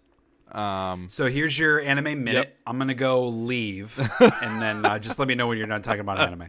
Shut up. So I watched the anime Ano Natsude Machiru, which is Japanese for Waiting in the Summer. Sounds like an indie pop rock band. It does. An indie J-pop. Waiting in the summer for you to love me. So I watched the entire thing, and there's this bit at the end where, because all right, broad strokes, alien girl comes to Earth because she has a genetic memory of this place on Earth and she wants to see it. She accidentally kills this dude when she crash lands and resurrects him, and then decides to stay with him to make sure he's okay. She resurrects him with her alien technology. It's right, a sci-fi thing. As you do. Yeah, as you do. Look, if there's space travel, sure. Whatever. I will believe whatever. So she comes in, either kills him or critically injures him and heals him, decides to stick around to make sure he's okay, and then they fall in love, and he has his own group of friends. There's a girl who loves him, there's a guy who loves that girl, and there's a girl who loves that guy, and then there's another girl who likes to control everything. It's like all of the standard archetypal Japanese anime stuff. All that relationship stuff happens under the umbrella of the sci-fi thing, and it's this big secret that only he and her know, and then they eventually let all the friends know because shit happens that forces the secret out, and then she has to leave at the end. She has to go away, even though they promised to be together forever. Blah, blah, blah, blah, blah. A lot of emotions. And there's this thing that happens at the end. Well, okay, so I'm saying it like that to be like, okay, I'm not a total loser and wasn't totally into it. I was way into it. All right. I was way too attached to this show. And hey, I just admitted to almost tearing up watching two 15-year-old video game female characters kiss for the first time. So, I will say I did tear up at the ending of this because they love each other a lot, and then she is taken away, and she has to leave Earth forever because Earth is technologically not at a point where they can interfere. It's Star Trek rules, right? So she has to leave, but they're looking. There's this whole big last episode and a half sequence of them looking for proof that their aliens had been there before. Because if she has this genetic memory of this location on Earth, clearly someone from her family or somewhere had been to Earth before. So if they can prove that they had been to Earth before, they have clearly interfered, and so therefore Earth can be brought into this Galactic Federation thing, and then she wouldn't have to leave. So they're trying to prove that, and then they find this memory, and it's this lady doing this voiceover of about the exact same thing happened to her. She came to this planet to observe, and she fell in love with a guy, and then she had to leave. And turns out, I was looking up on I looked at anime message boards. Not proud. Proud. I looked at it because I wanted to know what was going on with that. And boy, howdy, some people know what they're talking about on those message boards. This series is done by the same character designer. And there's it's never explicitly stated, but it's believed to be a sequel to the anime Please Teacher, which is the story of this alien of the Galaxy Federation who comes in to observe, falls in love with a guy, has to leave, yada yada. So that stuff all happened. So it's this cool, it was this cool backwards canon thing that I experienced where I watched the sequel first without any knowledge that there was a prequel, and then realized there was, and then went back and watched that and got greater context to the thing. And they were there were rumors that season 2 of Ano Natsude Mataru was going to come out, whatever, and then they just released an OVA, or I think it's an OVA, I don't know what they call it, but it's a one-shot episode after the fact, and they kind of leave off that little after episode with a very strong implication that she had managed to come back at some point and see him again. So that was cool because the whole time during the anime they're filming this movie during the summer, and they're gonna present it at an art fair, and she leaves, and then this dude's sister comes back, and she's like, "Oh, I got gifts for this chick, whatever," and he's like, "Well, she had to leave, she had to go home." And the gift, to space. Yeah. Well, yeah, he doesn't say to space because the sister doesn't know about it. But this sister went to Mexico or something and got her a poncho that looked really cool. She's like, I got her this fun, quirky poncho and some stuff. And then the series ends with showing the film that they had been making years after. They're still showing it at this festival at the school they attended, and they're like, yeah, this was they showed it last year's festival too, and yada yada. These people are gone now, they graduated, whatever. But then it shows the alien chick in the poncho. So the implication is that she came back and had the poncho. They finished filming, and then so it all ended up okay, which made me feel a little better. It still wasn't the closure I wanted, but it was something, which is more than a lot of animes give you. A lot of animes leave it completely open ended, and it's very unsatisfying. So this one at least had that. Right. So I thought it was written pretty well, and the characters weren't. I'm not gonna say the characters weren't overly sexualized, because they were. It's an anime, but it wasn't as like skeezy as a lot of animes can be, like the up the skirt shots for no reason. Like when they were provocative, it was intentional moments to make characters feel uncomfortable and react to it. It wasn't just like, as the viewer, I get to see this as it's going on. That kind of shit's gross. So they're drawings. They're drawings. Like, why are we? Yep. It's so gross. So they didn't at least get too heavy into that, which I appreciated. Also, Kara and I started watching Kino's Journey, The Beautiful World. Oh, my dog squeak a toy. Hopefully Mike doesn't pick that up. It's called Kino's Journey, The Beautiful World. It's an anime about a guy and his talking motorcycle. Just the names of these are so... It's just like they're bad translations out of a word cloud. Is what they are. Yeah, like they have connotations in Japanese that we don't make connections. So it's a dude. I think it's a guy. He has two guns that have names. Wait, how do you not know if it's a guy or not? It's ambiguous. I believe it's a guy. I believe it's a guy. Because they only call them Kino. They don't ever say he or she, I don't think. We're only a few episodes in, so I don't know. Because also, I think if it's a guy, he's voiced by a woman. And but that's pretty common. Yeah. So my point is, I'm not sure, but it also doesn't matter. Because there's nothing sexual about this one. Like, this one, it's just they're there to tell a neat story. Yeah, yet. There's time.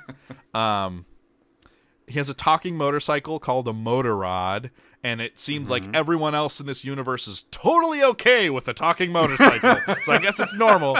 And the way this world is structured is there are all these different countries, and he goes to each country. He only spends 3 days there, and he moves on because his sensei from the past told him that 3 days is the perfect time to spend in any country. And then you move on. So there are all these countries, like the first episode, there was a country where killing people is legal. So I'm just gonna call him a he. He and his motorcycle encounter this dude, and they're both traveling to the country, and the guy's like, yeah, he has like this stupid face tattoo. He's like, I'm gonna go where like killing's allowed because I want to kill people. Yeah, we can do whatever I want. It's outlaw land. So you go there, and like everything's normal. Like everybody's normal. So the guy shows up again and tries to rob him, and then all the people in the town like kill that guy. Yeah, because like, oh yeah. Well, so the difference is, like, killing's not outlawed here, but killing's not permitted. Like, there's a difference between it being outlawed and permitted by society. We don't permit people to kill people. You tried to kill and rob this person, so they, like, brutally massacre this dude. Like, the whole town gets together and kills him, it's kind of like a cool moment. So that's, like, the first episode. The second episode is another country where they have this Colosseum game where all people who travel through get dragged into it, and either they survive and win this championship and kill all these other people and become a citizen, and whenever someone gets to become a citizen, they get to make a new rule for the country, or they die. Like, they're just in the game. Why would anyone go there? Well, because they don't advertise it. And so, like, people just wander there and then wind up stuck in the situation. And so our dude goes in, and he's a fucking badass with his guns, and there's all these guys, like, this big buff dude with, like, this mace and chain is, like, swinging it around, and the dude just shoots the chain, and the mace flies off, and the big dude's like, I yield. And then, like, this other dude with a sword that can, like, he's, like, so good with the sword, he blocks bullets. And our guy winds up killing the king of the country, because if an audience member is killed by a stray bullet, there's nothing they can do about it. And so our dude tells the other guy to duck, and he shoots the bullet straight past him and kills the king guy. And it's like, oops, it was a stray bullet. I'm a citizen now, so I'm making a new rule. There are no, like, everyone now has to participate in the games, like all the citizens, and the last person alive becomes king. And then so he walks away, and this entire country of people are like murdering each other. And I was like, what? What is this? What's going on? What? I was waiting for him to be like, my rule is no more Coliseum That's what I thought games. Too. And then he was like, That's no, like a everybody has harsh to turn. kill each other. And then everyone is killing each other. I was like, what the fuck? And then the third country is this giant moving monstrosity, like technology, like they have lasers and shit, and it's like this self-contained giant cylinder on tank treads that moves and just plows over everything in its path. And like they can stop moving for a certain amount of time, but their reactor would like blow up, so they have to keep moving to burn off the excess energy of their reactor. And there's this other militant nation that's like, they block off the planes that this place is going to have to drive through, and they're like firing cannons at it because they're like trying to like extort money from them, and of course it does nothing, and so they just fucking laser their way through the wall and keep going. Jeez. And they're like really polite. They're like, sorry for the mess, like sorry, like we tried to do this nicely, but really we just got to keep going, apologies. And this military general's like, you fucking pieces of shit, god damn it. And they're like, bye, see you later. And they're just like on through their country, like plowing over their crops and shit. And then the end of the episode, it ends like, I can't believe those guys wanted to extort whatever. And then it turns out that the whole reason the main character jumped in with this lot was because he knew they were going to be able to blow through the city. It's implied that the main character tried to get in before, and they were like, oh, you're gonna have to pay us a bunch of money. So the main character's like, fuck that, I'm just gonna ride with these cool dudes. I'll just kill everyone. Well, no, they don't kill anyone, they just plow through the fucking country. And like please get out of the way, like on the loudspeaker, like, we can't stop, you need to move, please, sorry about your house. It's pretty fucking funny. So that actually sounds pretty good. Yeah, and it's like a really unique setup, and it's something I hadn't encountered before, and it has a really good sense of humor too, so we're enjoying watching that. And the movie I watched in the past couple weeks, only one. And boy, what a movie it was. I watched the 5th Pirates of the Caribbean movie. And what is the subtitle for this movie? Right? Is it Dead Men Tell No Tales? I have is that no the one? fucking clue. I don't care enough to look it up. I don't care enough to look it up. Of course not. It was a fucking waste of my time. I don't know why it exists, because so Orlando Bloom, right? And dumb bad actress Keira Knightley. Keira Knightley's a great actress. Lies. It's Aggressive Negotiations, Shay. She was not in that movie. Oh, you're right. That's Natalie Portman. Dude, get called those out, two son. are the same person in my mind. Funny bit. Keira Knightley actually played one, because in Star Wars, Natalie Portman plays Padme Amidala, and in, I think, episode 1, Keira Knightley plays one of the fake Padme Amidalas. She doesn't have a line, but she plays one of the fake ones. That's awesome. She's an extra. Yeah, that's so good. Okay, so validated. But they're both great actors, dude.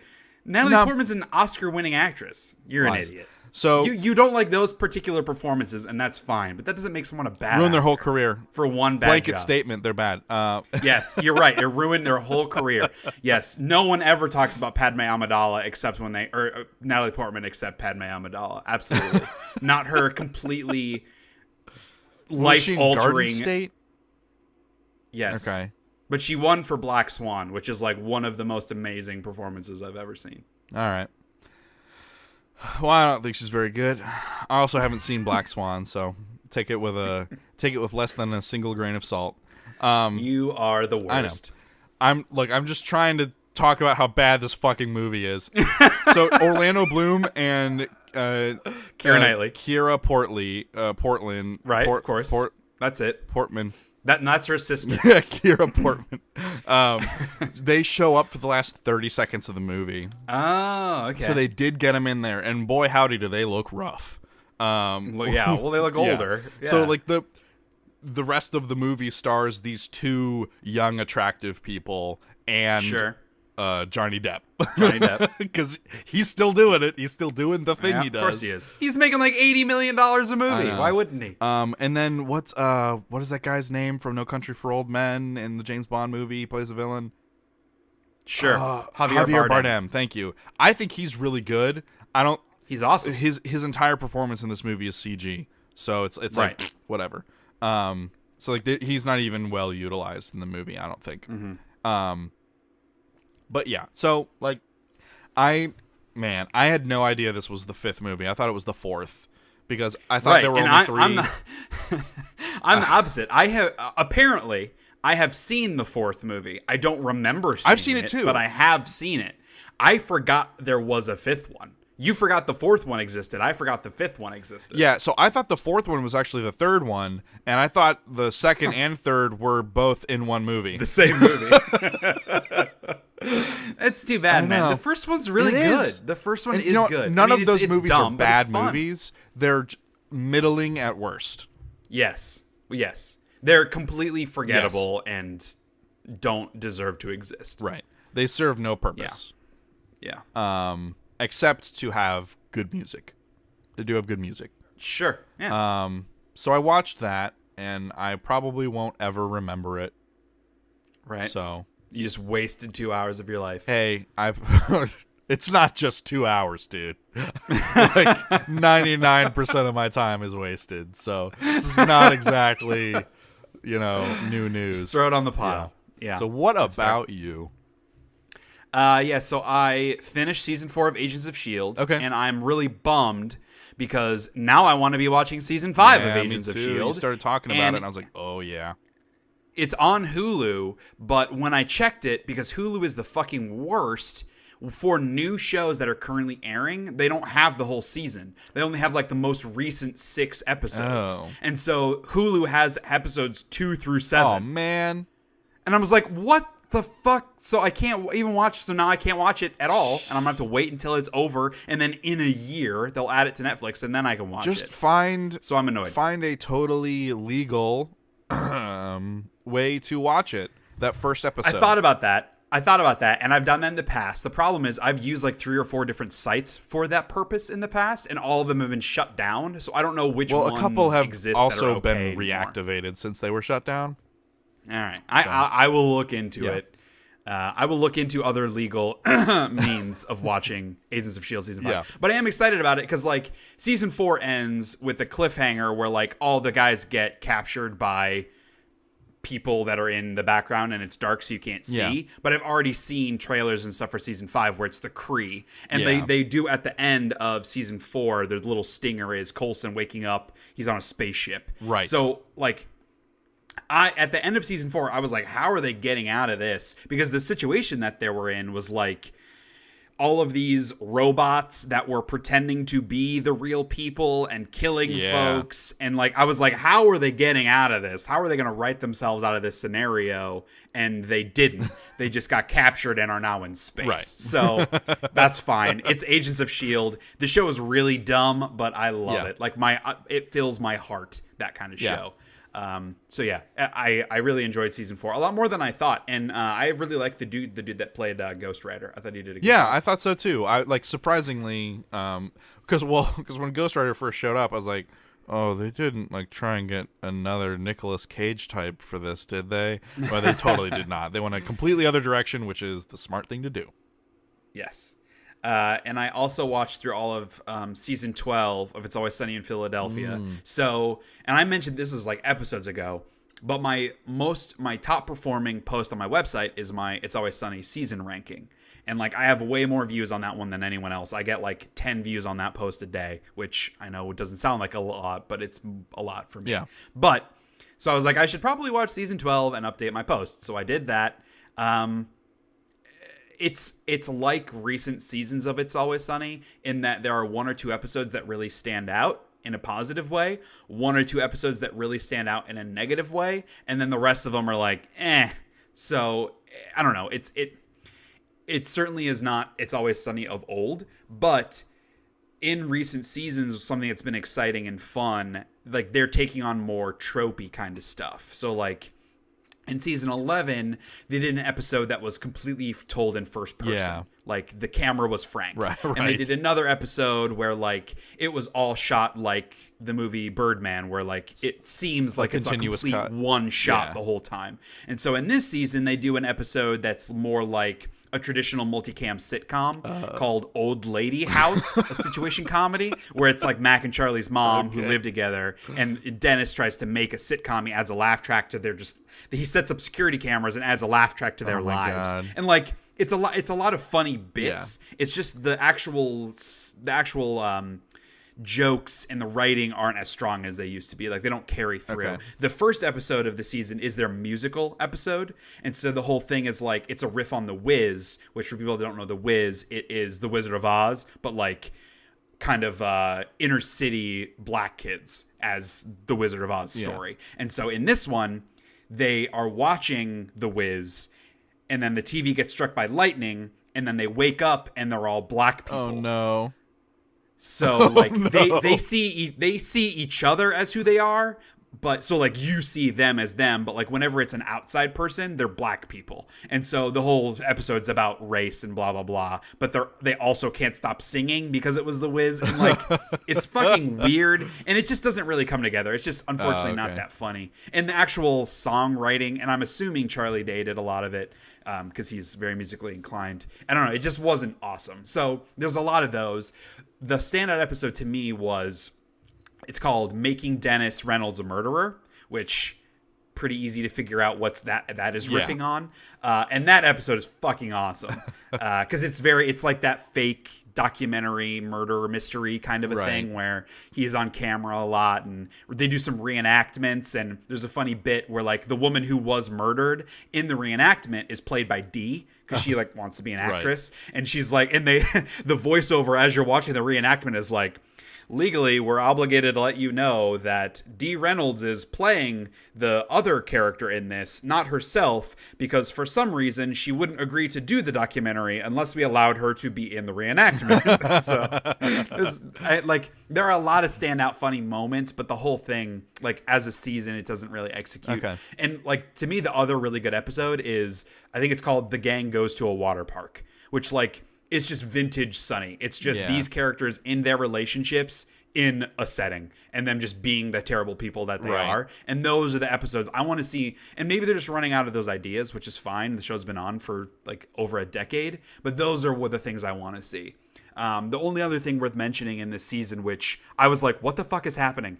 In the last couple episodes, Dennis is getting very fed up with the rest of the gang, like with their bullshit. He's wanting to take stuff a little more seriously. And I was like, this is so random. Like he's not playing along as much, and he's just angry at them the whole time. And then in the final episode, you learn that he actually has a kid. And like, there's this woman that, and the mother of the kid thinks that he's a different person. Like he has a different name, a different job, and she comes to visit him. And so like, it's his second life basically. And at the end, there's a moment of like where she discovers that they've been lying, and she's like, "So make your choice. Like you can stay here with your friends, or you can come with me." And he's like, "Well, I mean, I'm staying with my friends." Like, duh. And so she's like, "Okay, fine. Say bye to your son." And he goes and holds the kid, and like there's like a really emotional moment. And it's not played for laughs. Like it's a legit emotional moment between him and the kid, where he like doesn't want to give him back to the mom, and like it's like a nice acting moment for him. And then they're back at the bar, they're doing their bullshit, and he's just kind of like, guys, I can't do this anymore. Like I'm leaving. I'm gonna go be a dad. And there's a funny moment the way he leaves, but like he leaves Philadelphia to go be with this woman and her kid, and that's how the season ends. And I was like, what the fuck is happening? Is Glenn Howerton, who's the actor, I was like, is he leaving the show? So I'm like looking it up online, and he has 2 new sitcoms coming up. One that he's acting in, one that he's executive producing. And like they've had interviews where like, yeah, he might not come back. He might work on the. And I'm like, what the fuck is going on? Like I don't want to watch this show. And it's not like, I don't really have a favorite character on that show, honestly. It's the whole group. gang together. It's the gang. And so like taking out his That's why dynamic, every episode starts with the gang. Yes. So I don't know, man. It'll be fucking weird if he leaves, and I would be very sad. But The show's gone on for 12 seasons. It's already been renewed for 13 and 14, which, assuming they don't back out of the deal and they make 14 seasons, it will be tied for longest running sitcom of all time, which is pretty amazing. Yeah. I mean, obviously, the last several years, they've only done 10 episodes a season, so it's not as much as something like MASH did. But, yeah, I don't know. It's weird, conflicting feelings about this season of the show. But I will say, like, that emotional moment, I'm not sure that the buildup was justified or, like, me actually caring about this character was justified because he's a sociopath. Right. But that actual little moment really did affect me, and I was very shocked. Well, but then clearly he's not a sociopath entirely. Sure. Yes, you're right. But fucking dude, some of the stuff that he's done. I know. And then the other show, we started watching Mr. Robot season 2. Okay. So we watched the first season a while ago, like over a year ago, and loved it. And then just never went back to the second season. And it sucks because I feel like it's still good, but it's been so long and it's such a complex show. We're just lost. Like, we just don't really know what's going on with the characters. And I don't know. We're not enjoying it, but it's not the show's fault. It's our fault for waiting so long in between. Sure. I think we're like halfway through the season and things are starting to pick up because in the beginning, he's dealing with the aftermath of learning that this other character who's been influencing him, not only is actually his dad, but also doesn't exist and is just in his mind. So there's the first reveal when you find out Christian Slater's character, because the whole time Christian Slater's recruiting him to join this hacker society to take down this evil corporation. And then you find out that Christian Slater's character is actually Rami Malek's dad, and you're like, holy shit. And then you find out that he died and he's just in his mind. And then you're like, wait, holy shit, even more. And it was like a fucking awesome way to end that season. And so the beginning of the season is really dealing with the fallout and Rami Malek's character trying to, Elliot is his name. He's like, I'm not allowing you to exist anymore. You need to go the fuck away. And that's just the first couple episodes. And it's just, the show just kind of like spins its wheels a bit. There's not a ton of story.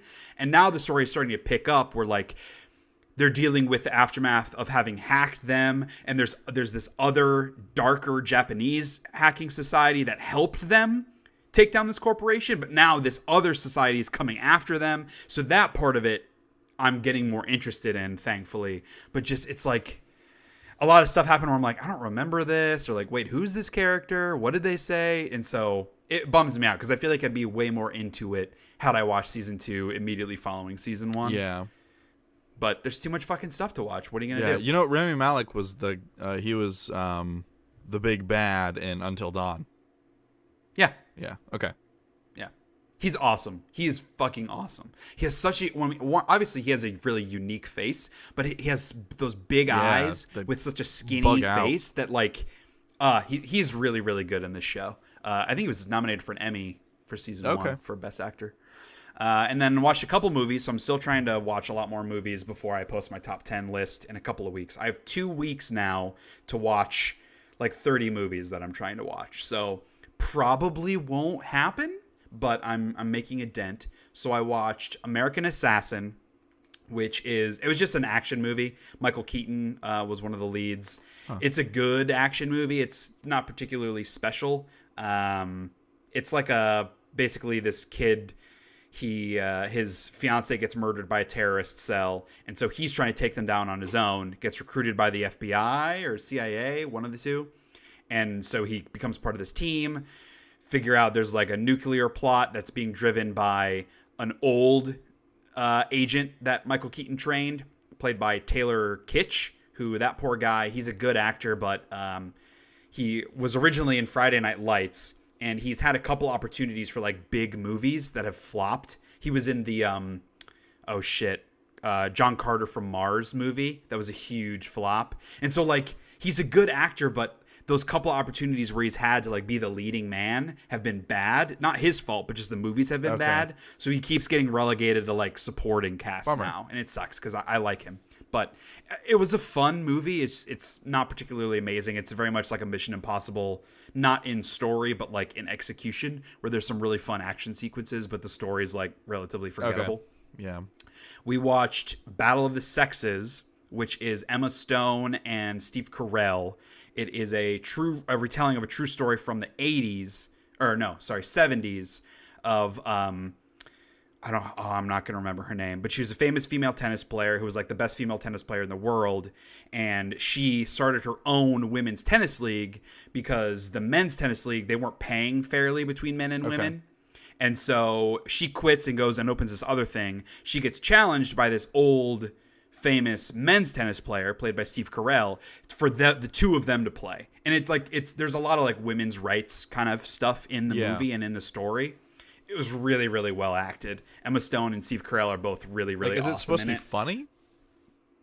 It is. It is funny, but it's a serio comedy, I would say. Steve Carell's character is the most funny part of it. He's like he doesn't seem like a real person, the shtick that he gets up to. But yeah, there's the huge undercurrent of equality because like these women are looking to be treated equally by men. And all that kind of thing. And I don't know, it was a really good story. I think that it's interesting because she wins. Like, she beats the guy.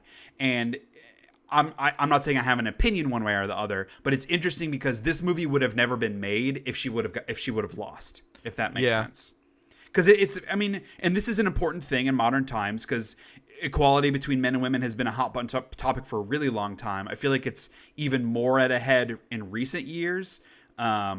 Not specifically when it comes to like pay or whatever, but like as a society, how men and women are looked at by the opposite gender. So it's a good time for this movie. It definitely leans into that, which you may or may not enjoy. The movie has an agenda, I guess is a fair way to say it. So take that for what you will. But as a movie, I think the acting and the writing are very strong. And like some of the stuff that these male announcers and the guys are saying about the female tennis players, to be fair, I'm taking the movie at face value that they're not exaggerating this stuff that much. And listening to them talking about it, I'm like, holy shit. Like, how can these men talk about women this way? It's like offended me, and I am not easily offended. So I recommend that one. And then last night we watched Gold, which came out at the beginning of the year. Matthew McConaughey, takes place in the 80s. Where he's like a prospector, like he tries to find minerals and stuff. And there's this huge scheme where like they find gold in Indonesia and they like overnight basically become billionaires because they have all these investors. His company gets on the New York Stock Exchange, like all this crazy shit happens. And he's quite a unique character. And then you find out that it's all bullshit. His partner was sprinkling gold dust into the samples to like pretend there was gold. And like the main character didn't know about it, whatever. And it's based on true events, which is what really fascinated me. And so Kelly and I were looking it up afterwards after we watched the movie because I liked the movie. And afterwards we were looking it up. And basically the quote unquote based on true events part is that there was actually a scheme where it seemed like they found gold in Indonesia, but it was a lie. That's the only true part. All the characters are different. And in fact, the guy that faked it was actually 3 guys in real life that faked it. And in the movie, the main character, he didn't know about it. But in real life, it seems like he probably did know about it. The real life thing took place in the 90s, not the 80s. It didn't take place in Reno where it did in the movie. It took place in Canada in real. And so I'm like, so based on true events, like this isn't even really based on true events. That's like saying King Kong is based on true events because at one time an explorer went to a remote island and got captured by natives. Like that is based on true events. And just, oh yeah, the giant gorilla, that part was made up. But like, I don't know. It honestly hurt my enjoyment of the movie because so much of it was dramatized that I was like, this might as well have been like a fiction movie. Right. And like why even, if it was a fiction, why even say based on true events at that point? Exactly. And if it was a purely fiction movie, it would still be enjoyable. But part of what I liked about it was that it seemed based on true events and that made the crazy stuff even crazier. So the fact that none of that actually happened makes it like less exciting. Well, now you know why they put it on there. Yeah, it's just a shitty thing that they're able to get away with that. Right. And just like based on true events, inspired by real life, like those words mean nothing in Hollywood. If one element reminder is true. Yeah. So that was disappointing to find out, but it was still a good movie. I guess if we don't have anything else to talk about, we can dive into some news. 2 hours in. There's not a ton of stuff. This is the biggest story. So, Kyle, I think you know more about the Nintendo Labo. I don't know how you say it. I guess. Labo. So tell us about this, because like when I first heard about it, I thought it was pretty lame, and then I started looking more into it, and I was like, this is actually kind of cool. Yeah. And then the more I thought about it, I went back to thinking that it was mostly lame.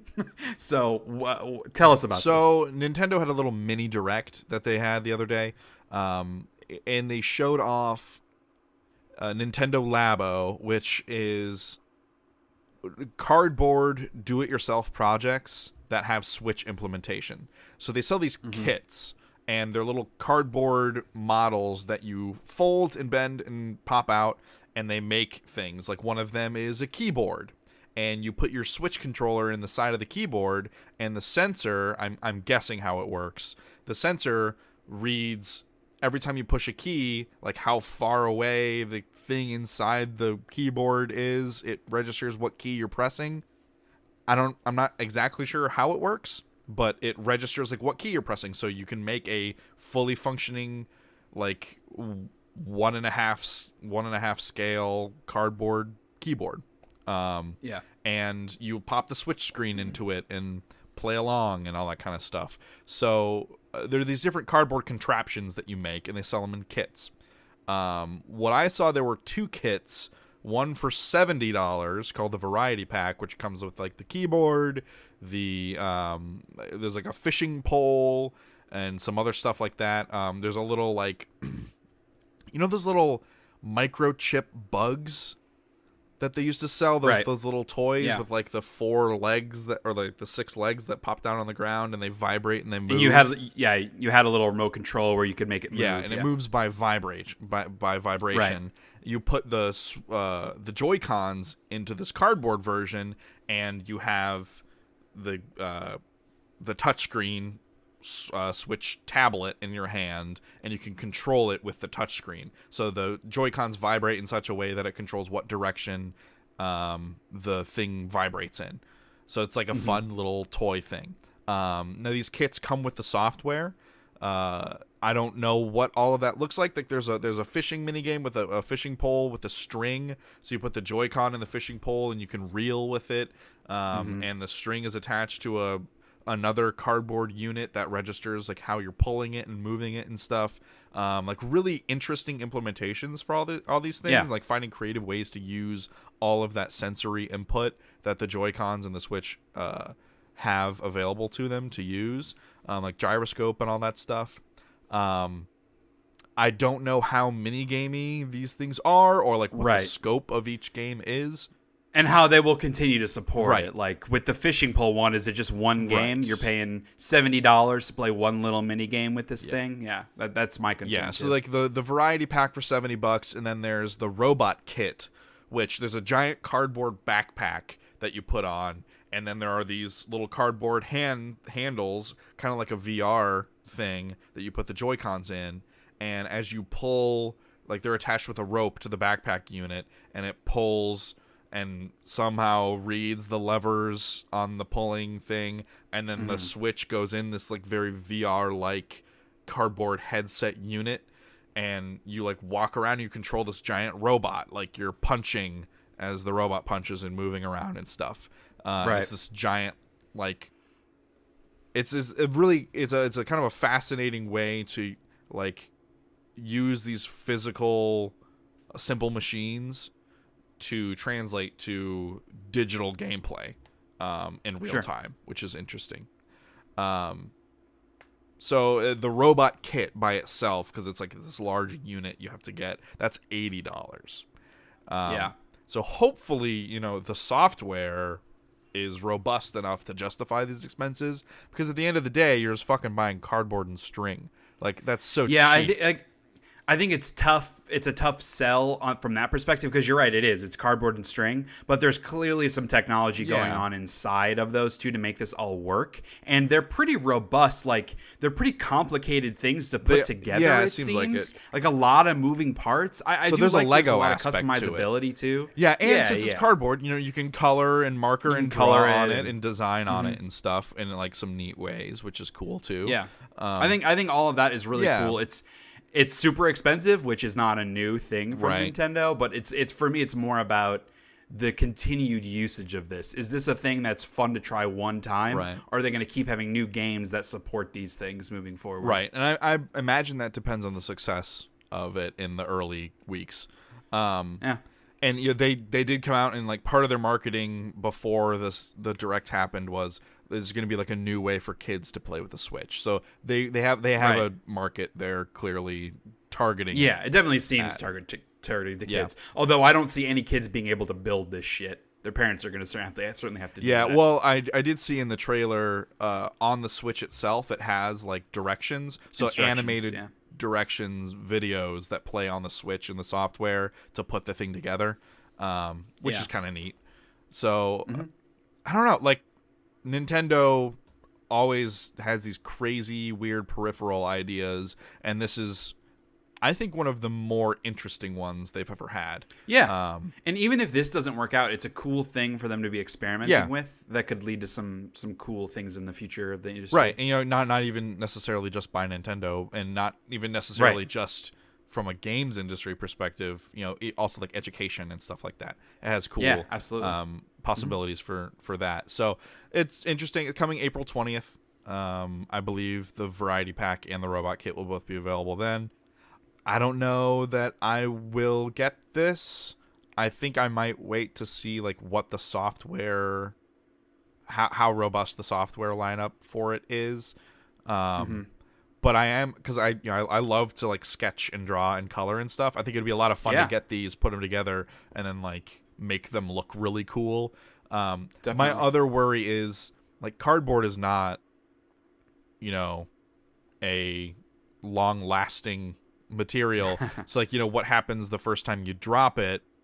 You paid $70 for this kit. Like, do they have replacement sheets out there you could buy for a couple bucks to get the cardboard, like another cardboard version? the one piece that you need. Right, yeah, exactly. Like, are they going to do that? Are they going to like allow you to order that stuff online? They just like will ship you a cardboard sheet with the stuff in it again, for $10. I feel like that would be a smart thing for them to do, because like this cardboard stuff, like the digital software, that lasts forever, right? As long as the Switch is being supported, that will last forever. But the cardboard stuff over time, like it's going to get beat up a little bit. It's going to get used. Your hands are going to get sweaty and soak into the cardboard and soften it. Like it's going to not retain its shape and potentially the accuracy and functionality that you need it to. So that would be my other worry. Sure. Yeah. So, I don't know, just a really kind of fascinating, weird thing that, of course, Nintendo's doing something weird again.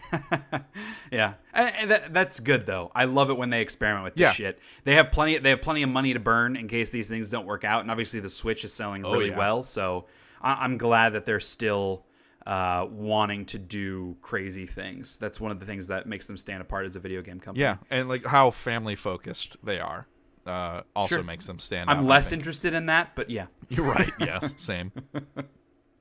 So this is more of a public service announcement than like a big piece of news, but the Xbox One now has over 100 games that are graphically enhanced, so like 360 and Xbox original games, which is just like, that's pretty cool. That's a lot of games that you can now, old games that you can now play on your Xbox One. If I had one, I would certainly be taking advantage of that feature, but I don't have one, and I don't see myself getting one. Yeah, so interesting. Have you played around with any of that? Cody and I were going to try and play Star Wars Battlefront on Xbox One, and the Battlefront games are not on the list of backwards compatible games. So we actually, 100 games is a lot of games, but in the grand scheme, it's not a lot of games. And some of those games are like, who the fuck would want to play this? Garbage. Ever? Yeah, sure. It's all about licensing, which ones can they get permissions for, and the resources to do the up-res, all that kind of stuff. There's a lot that goes into deciding what games they're going to support, I'm sure. And then we have a new game announcement in January, which almost never happens. Harry Potter Hogwarts Mystery. It's a mobile game. Yes. But no, it doesn't look terrible. Like, there's just a short little 90-second trailer that I saw. I mean, it is a mobile game. They're pitching it as a Harry Potter RPG. I'm not sure how much validity there is to the RPG piece, but you create a character, you get sorted into your houses, there are quests, you learn how to cast spells, and one of the things they called out, which I'm sure really interested people, there are relationship quests. Oh, yeah. So you can fuck some other 14-year-old wizards. I'm sure a lot of people are excited for that. So yeah, and Gorgio. Oh God, no! Petrificus totalis. Penis reparo. So yeah, Harry Potter video game. But so I mean, the whole thing, like, it takes place. I guess it takes place after Harry Potter has been born, but before he goes to Hogwarts. So it's like they pitched it as like, oh, it's like when Bill Weasley was at Hogwarts. Right. It's a couple years earlier, and so you have all the same teachers. So you take lessons from McGonagall, all that kind of thing. I don't know, man. It looks interesting. I have pretty low expectations for phone games.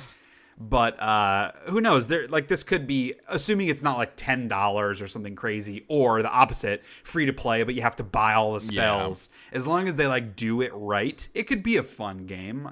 Who knows? We'll see. Yeah, again, phone games, they're meant to waste time, and this seems like it could be a fun way to waste time. Yeah.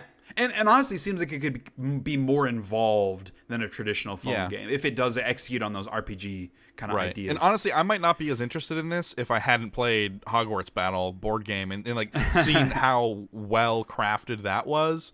It makes me kind of, maybe there's something to this thing. I don't know. Maybe there's smart people there doing cool stuff with it. I can't believe that we haven't got a good Harry Potter game. Or I should say, like, a game in that universe, not specifically Harry Potter. Because obviously they had all of the movie games. They had the Lego games, which I guess weren't terrible. But I heard some of the later movie games were okay. Yeah, but they're still movie games at the end of the day. Like, I just want an RPG, third-person RPG set in the Harry Potter universe where you play as a wizard at Hogwarts. Like, that seems like that wouldn't be that fucking hard to do. Yeah. And who knows, maybe they just can't get the approval to make something like that, but that seems pretty easy to knock out of the park. And certainly, even though it's been years since Harry Potter was the biggest thing everywhere, there are millions of hardcore Harry Potter fans, and that audience crosses over pretty well with video game fans. So it seems like it'd be an easy thing to make. Or sorry, not an easy thing to make, but an easy thing to succeed making. Yeah, you think so. Well, if you're looking for a well-crafted third-person RPG, Microsoft is reportedly bringing back Fable, because they killed Lionhead Studios in 2016 after Fable Legends, was it, I think? Right, the 4v1 the multiplayer game. That thing kind of... It looked bad. They canceled it, and it tanked in, their testing phase, their focus testing. Right. Nobody liked it, and it was bad, and then Microsoft killed Lionhead Studios for it. So Fable was effectively dead, but now reportedly Eurogamer supposedly has sources close to the project, quote unquote. They're bringing back Fable. So obviously this would be they said there's reports of 200 staff members have been moved to a new development studio they're opening to lead this. So hopefully it's a traditional Fable game and they don't try to do something weird with it, which is what killed Fable Legends. Because it's been long enough now since Fable 3 that I feel like people could be into a new and next-gen Fable third-person RPG experience. Also, if this is true, it's 4 or 5 years away at least. Sure. So maybe this is even supposed to be a flagship game for Microsoft's next console or something. Yeah, maybe. There's no knowing. That would seem weird for them to start a new studio and make this nostalgia-driven game if they're not planning on bringing it to the Xbox One as soon as possible. Because they don't have that many exclusive games. They don't. They don't really have anything because they don't have the exclusives. They don't have the third-party deals. It's this backwards compatibility piece that's the big selling point now, which that's not a very compelling argument to buy a new console, is to be able to play my old games on it. It's a cool add-on, but it's not why I'm going to buy a console. So this to me seems like a smart move to get those fans excited and buy an Xbox and buy more games, but only if they can get this thing out in 2 to 3 years. And I mean, if they're staffing up to 200 folks, that's a lot. Yeah, of that is a good size studio for something like this. Yeah, so I don't know. And, obviously this is a rumor, hasn't been completely confirmed yet or officially announced by Microsoft, so we don't know who is on staff. Hopefully they have some of the former Lionhead Studios folks, so they, like some of the creative leads that or art leads, so they keeps the look and feel of it consistent. Because I always liked the visual style of the Fable games. I always thought that was maybe the strongest thing it had going for it. I thought Fable 3, the gameplay was kind of bad and like way oversimplified, but I liked the cartoony style. And I feel like some games since then kind of aped that style a bit and maybe did it better. But so them revisiting it with this new context maybe could make it a little more cohesive and a better full package. Hopefully, that's the idea, anyways. If this is real. So tell me about Grand Blue Fantasy. I have not heard about this at all. So Grand Blue Fantasy is an anime that came out this year, I think in April. Well, that's when it aired on Crunchyroll, anyways. That was my source that I went to look into. I guess last year. It would be 2017. And there's a new, not new, like a gameplay like benchmark trailer came out of like a chick walking around a town, and it's beautiful. A lot of really good music. The art assets are phenomenal. I thought a lot of the animation was really good too. So she's walking around town, whatever. I haven't seen the anime yet. It was actually on my Crunchyroll queue to watch, so now I'm definitely gonna watch it. That's probably gonna be the next thing I watch. And then they had like an extended gameplay combat section. Where they actually show off a lot of the HUD elements and the actual combat. It's active third person. It's a third person action RPG, so it's like real time combat. It looks like it handles pretty well. It does the stutter on hit thing, which I'm not super into, but you know what I'm talking about. Like every time, like you're pulling off like chains of hits, and every time you hit an enemy, there's a slight stutter with the hit. I'm not a big fan of that, but it looks really nice, and it ran really well on whatever high-end PC they were probably running it on. The HUD elements look nice. There's a lot of magic, like active casting of magic, and you have a party of characters that are like casting support magic and other offensive magic. Like a lot of ice and fire and wind stuff going on, basic elemental stuff. And they're basically fighting these orcs on wargs that jump in, and you fight them, and then this big orc dude with a shield comes out, and he has the giant rectangular tower shields, and like a huge sword. He's like 5 times as big as you are, and so the movement actually seems really good, because a lot of JRPGs I've played that are active, like it's very rote by the numbers, like they feel kind of floaty. They're not snappy enough. They just don't feel good to play, and they're really grindy. This one, it seems like it took a while to kill each enemy, especially the boss. But even just like the normal enemies, it was taking multiple combos to kill, and there were quite a few of them. So that seems a little... I kind of wish combat would move a little faster in terms of that respect. But the movement of the characters, like dodging attacks, reacting, casting the spells and stuff, that all happened really quickly. And felt snappy, which was or looked like it felt snappy anyways. And this is being made by Platinum, right? Yeah, I think it's being published by Platinum and developed or developed in conjunction with Platinum by some other company. I can't remember. Because everything you're describing sounds like a Platinum like character action kind right, of game. And Platinum does those like well. Agile movement. Mostly. It depends on if it's their A team or their B team. Right. And this... It has all the JRPG like anime story elements, but if it plays as well as a Platinum game typically does, that might be enough.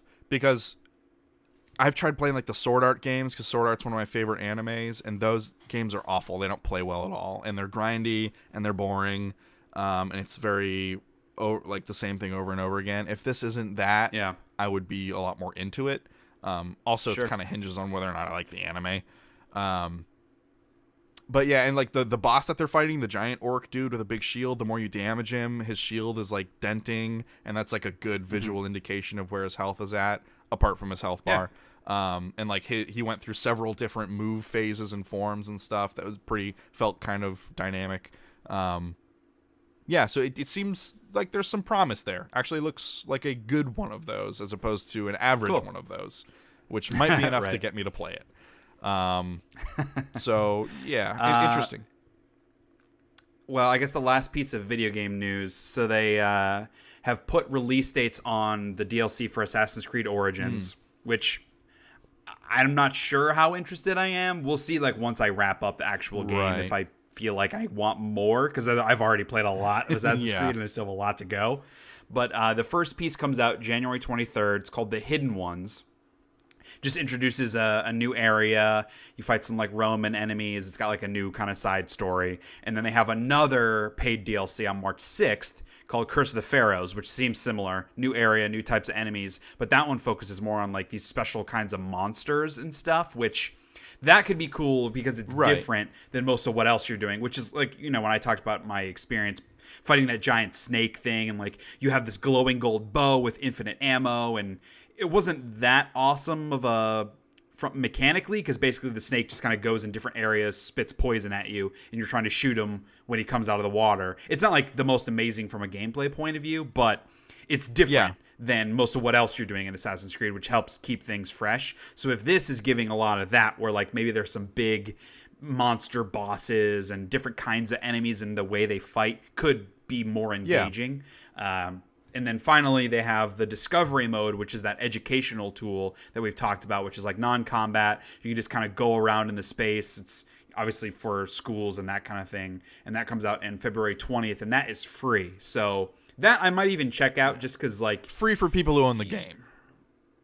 Yes, sure. Free for people that own the game. So I'll probably at least look at that just because I want to see from like a bigger perspective the scope of the city and all the people moving and the structures when I'm not trying to run from point A to B, and I can kind of take it in more and enjoy it more. So I'm curious to see how that works out. There's a lot more visual variety in the game than I would have anticipated.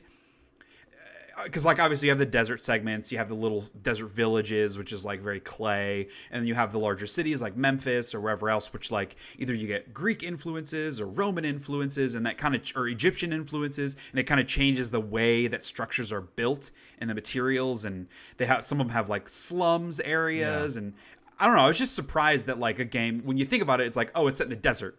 There's like, oh, there's not a ton of variation there, but I'm finding there to be more visual variation than even a lot of other Assassin's Creed games. Like swamp-like areas where the water floods through. And like those are next to these really like verdant pasture-like villas that grow a lot of like crops and stuff. And like it's an interesting contrast, like because like, you know, oases like in the desert, there are these tiny little spots of nature and life, and they even they make those interesting, but they also make the surrounding areas interesting as well by filling them with with a lot of architecture and variety. So and I didn't bring this up when we were talking about the game. I don't think that it's a great looking game from a technical perspective, especially the characters, but the art direction I think is awesome. And I'm assuming, and it sounds like there's evidence to back it up, that it's very faithful to real life,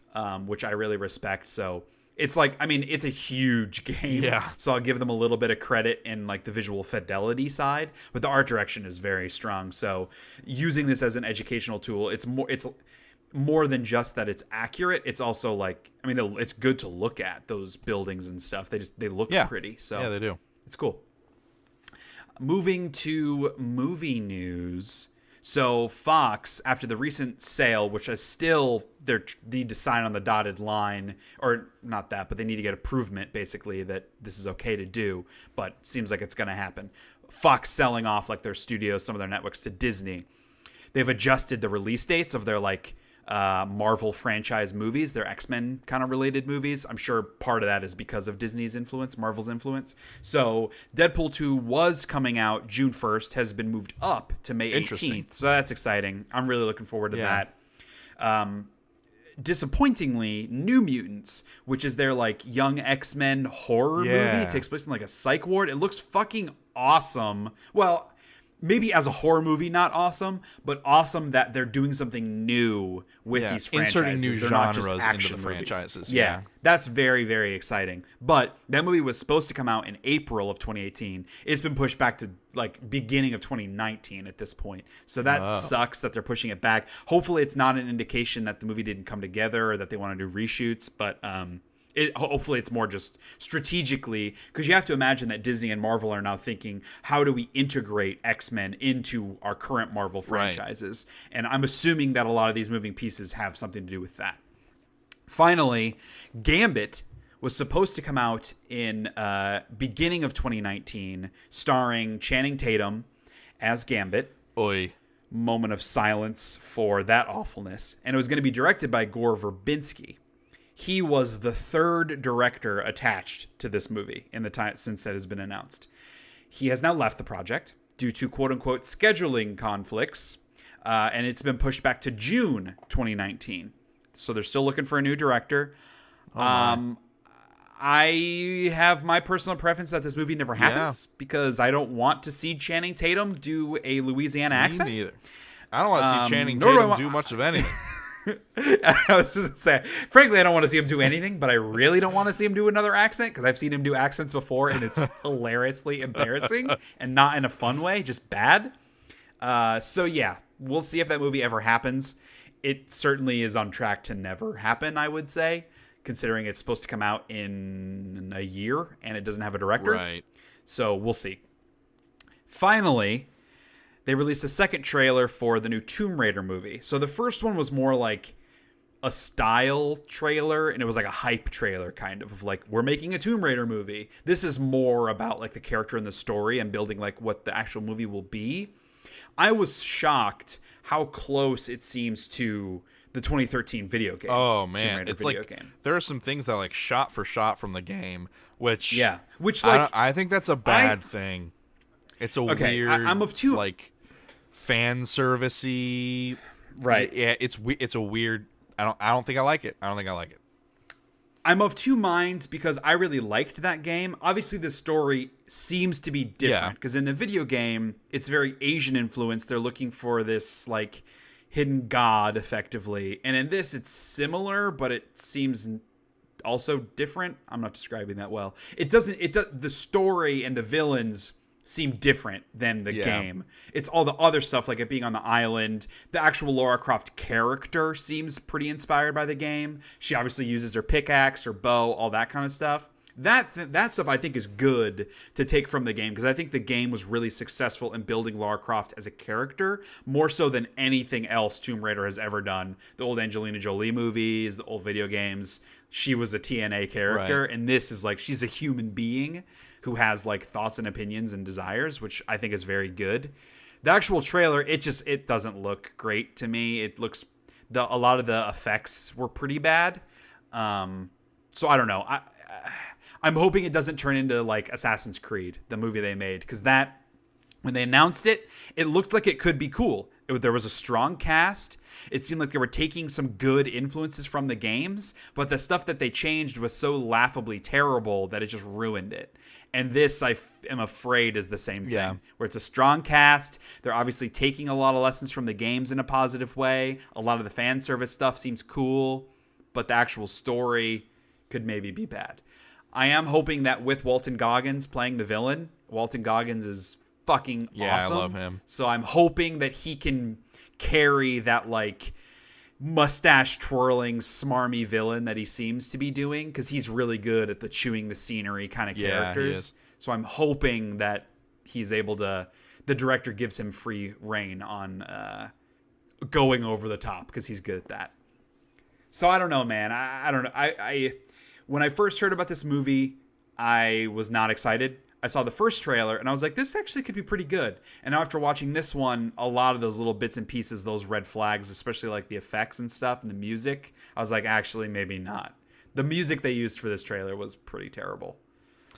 I agree. I thought it was I'm not a huge fan of that song normally, and I thought that cover was It was a pretty bad terrible. remix cover. Whatever. Not as bad as the ending credits of Wolfenstein 2, but Right, which I have not seen, but I have heard that it was pretty I don't think terrible. I've ever heard a worse cover of a song in my entire life. Awful. That's and awful. that's including like punk rock does Bohemian Rhapsody.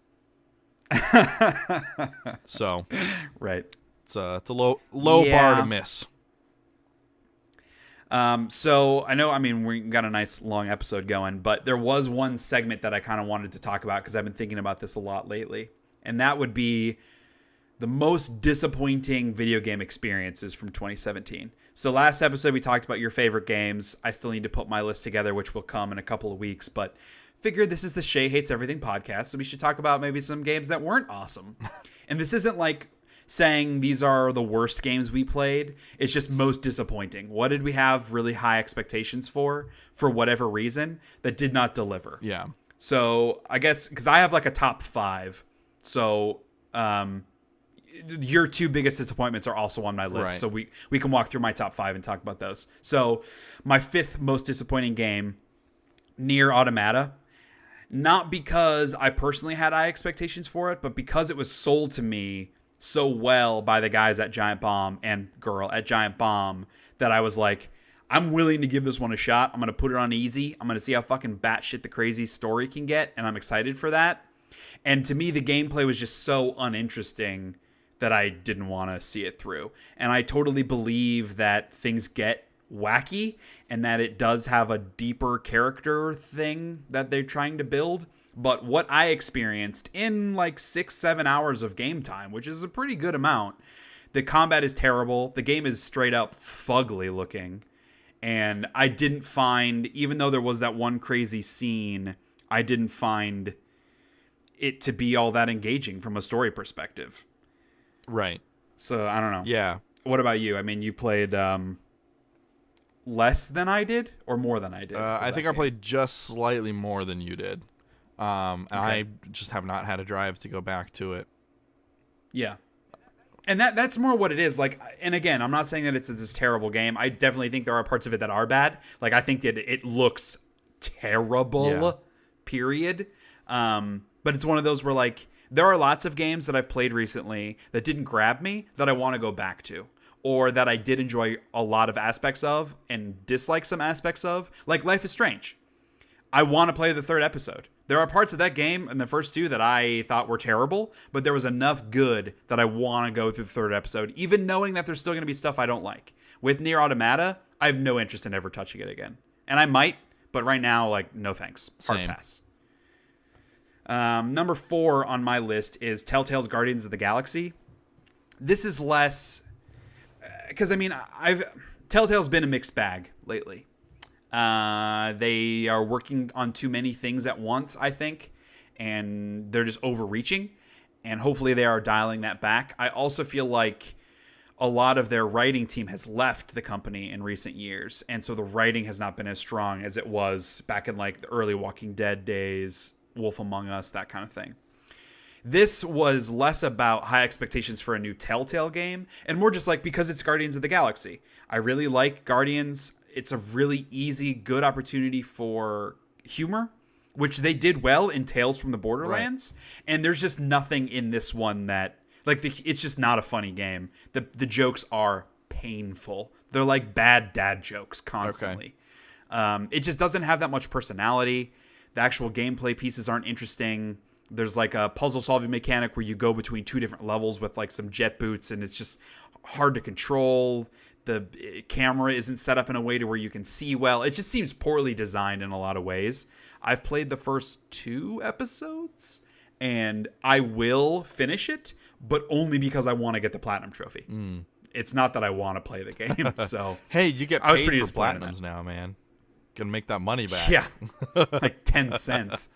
Yeah, which you can only use on the PlayStation Store. Yeah. So for me, number 3 is Yooka-Laylee, which I did have pretty high expectations for. I mean, it was a Kickstarter game.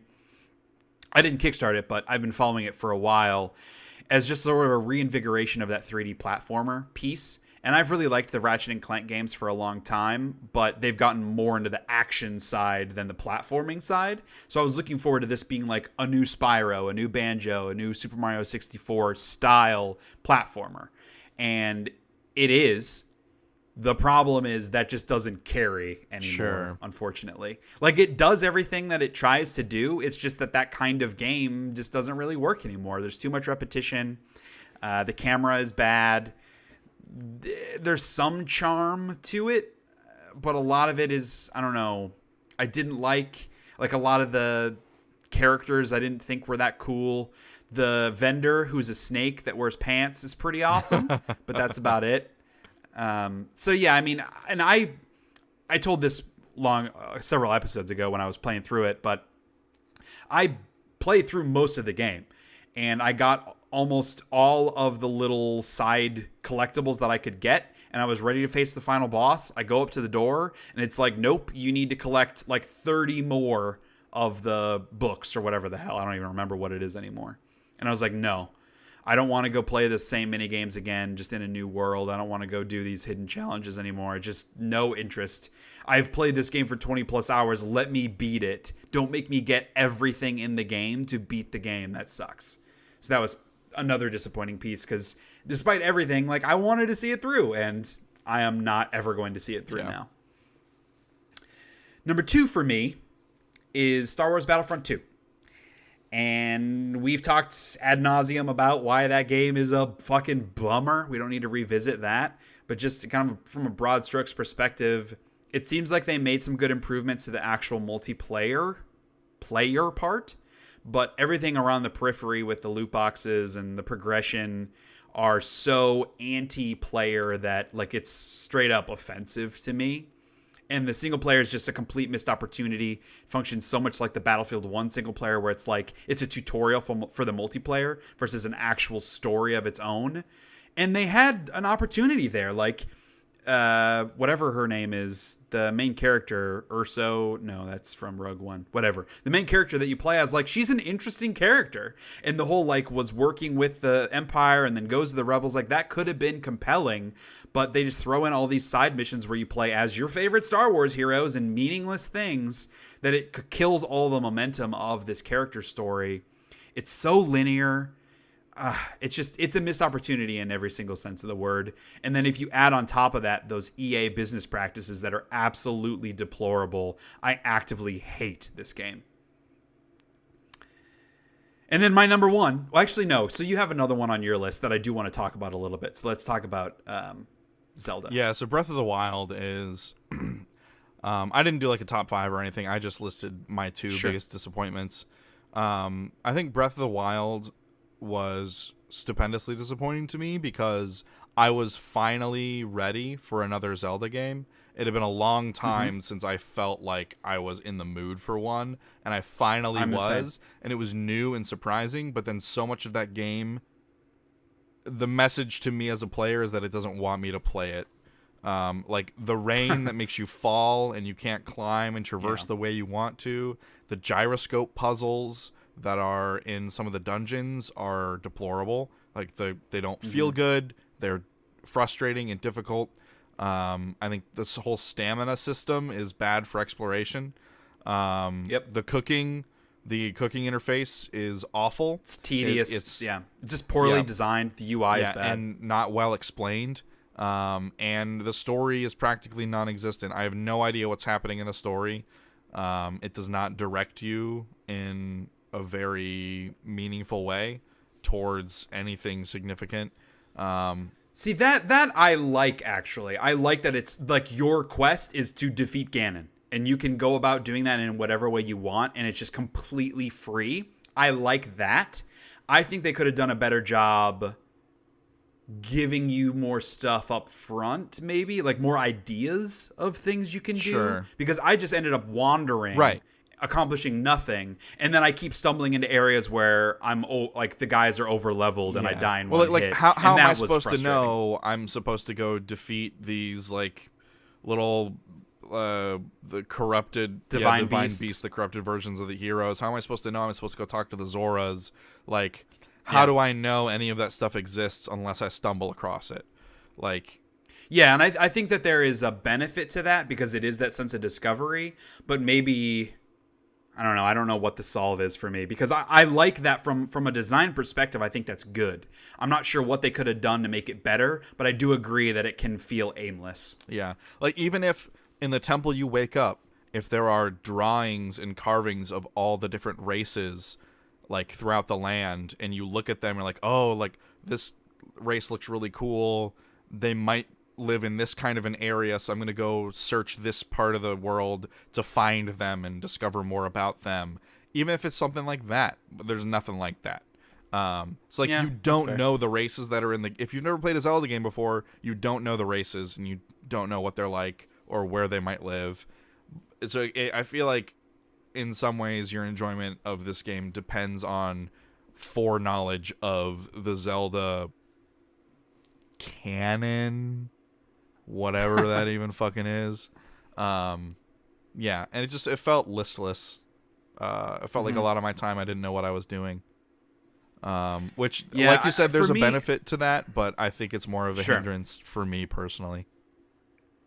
I definitely hated a lot of the smaller stuff more than what you're talking about. Like, the exploration, I think, is more of a net gain than the negative side of feeling aimless. Maybe. Like, I love that sense of exploration and discovery. For me, what's frustrating about the game is that smaller stuff. The cooking, the stamina, the rain, the breakable weapons. Like, it's all those little systems that aren't poorly implemented, just like they were flawed from the get-go kind of a thing. And that's what's frustrating because I want to play it. Like, going back to what I was saying about Nier, like, despite the fact that I hate so many things about how Zelda works as a video game, I want to play more of it.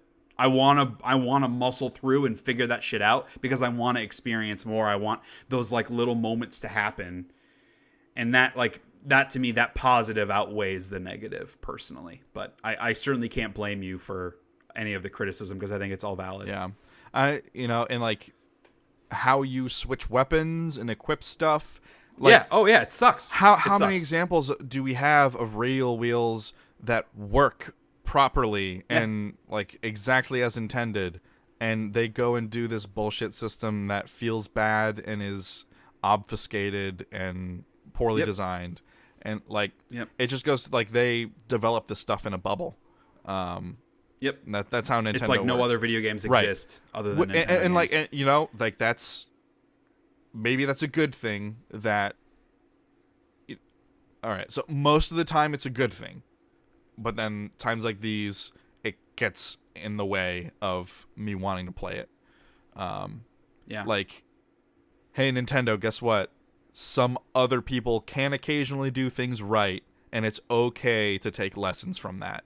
You don't have to be 100% original all the time when there are tried and true methods out there. Yeah, so that was one of them, and then the last one you and I share. Yeah, which is easily my most disappointing, and I would imagine it's the same for you. And that's got to be Mass Effect Andromeda. Holy shit. Holy shit. What a complete train wreck in every single meaning of the phrase. Like, there is nothing about Mass Effect Andromeda, personally, that I think is good. A lot of people defend the combat. I think it feels way worse I think it's bad. than any other I think it's Mass terrible. Effect game. I agree. I think it sucks. There is literally nothing about this game that I think is good. I think the it's writing is a bummer. horrible. The characters are not developed well, and they don't make sense. It looks awful. It does not look good. Not even from a technical side, which obviously looks bad from a technical side, but even the art direction, it's just so uninspired. They reuse so many of the pieces. It's like they couldn't fucking come up. And like the new things that they do create are just iterations on the things they did before. Right. It's man. The shooting movement, it's floaty. It's not snappy. The cover system is broken in a lot of ways. And the way the jetpack works, like, it's so glitchy. I jetpack through things all the time. It just doesn't feel good to move in that game. There's no satisfying ending because they were anticipating it being a new trilogy. I couldn't tell you that. From what I've heard, I came nowhere near the ending. Me neither. I played that game for over 30 hours, and like, man, In the whole time, I was just like, please get better, please get better, please get better. Right from the jump, it was uninteresting. The main character's so fucking boring. None of the new companions are interesting. Man, it is one of the most disappointing games I have ever played. When it comes to my expectations and love for a franchise in particular to how I feel about the actual game, it is one of the most disappointing video game experiences of my life. Mass Effect Andromeda. So good on you, EA. There's a big meme going around the Giant Bomb community because during the Game of the Year deliberations, Brad leans really close to the mic and goes, "They killed Mass Effect," and people have spliced that audio into a whole host of wonderfully created GIFs and videos. And that might be the best thing about Mass Effect Andromeda was when Brad said that, and the community made all that stuff. Oh, that's terrible. But he's right. They will literally killed, not for a long time, if ever. They might, I could see them coming back and making a new one in a decade. Yes. But not earlier than that. No fucking way. And I could see them never making another one. It makes me want to cry. It sucks so much. It's messed up. It sucks so fucking much. It's messed up. I still hold out hopes that they're going to port the first 3 to PS4, Xbox One, up-res the graphics and release a trilogy again so I can play through those. Yeah, because those are great. All 3 of those are great. Yes, they are. And even Mass Effect 3 is a great game. You know what? After having played Mass Effect Andromeda, the ending for 3, I don't mind it.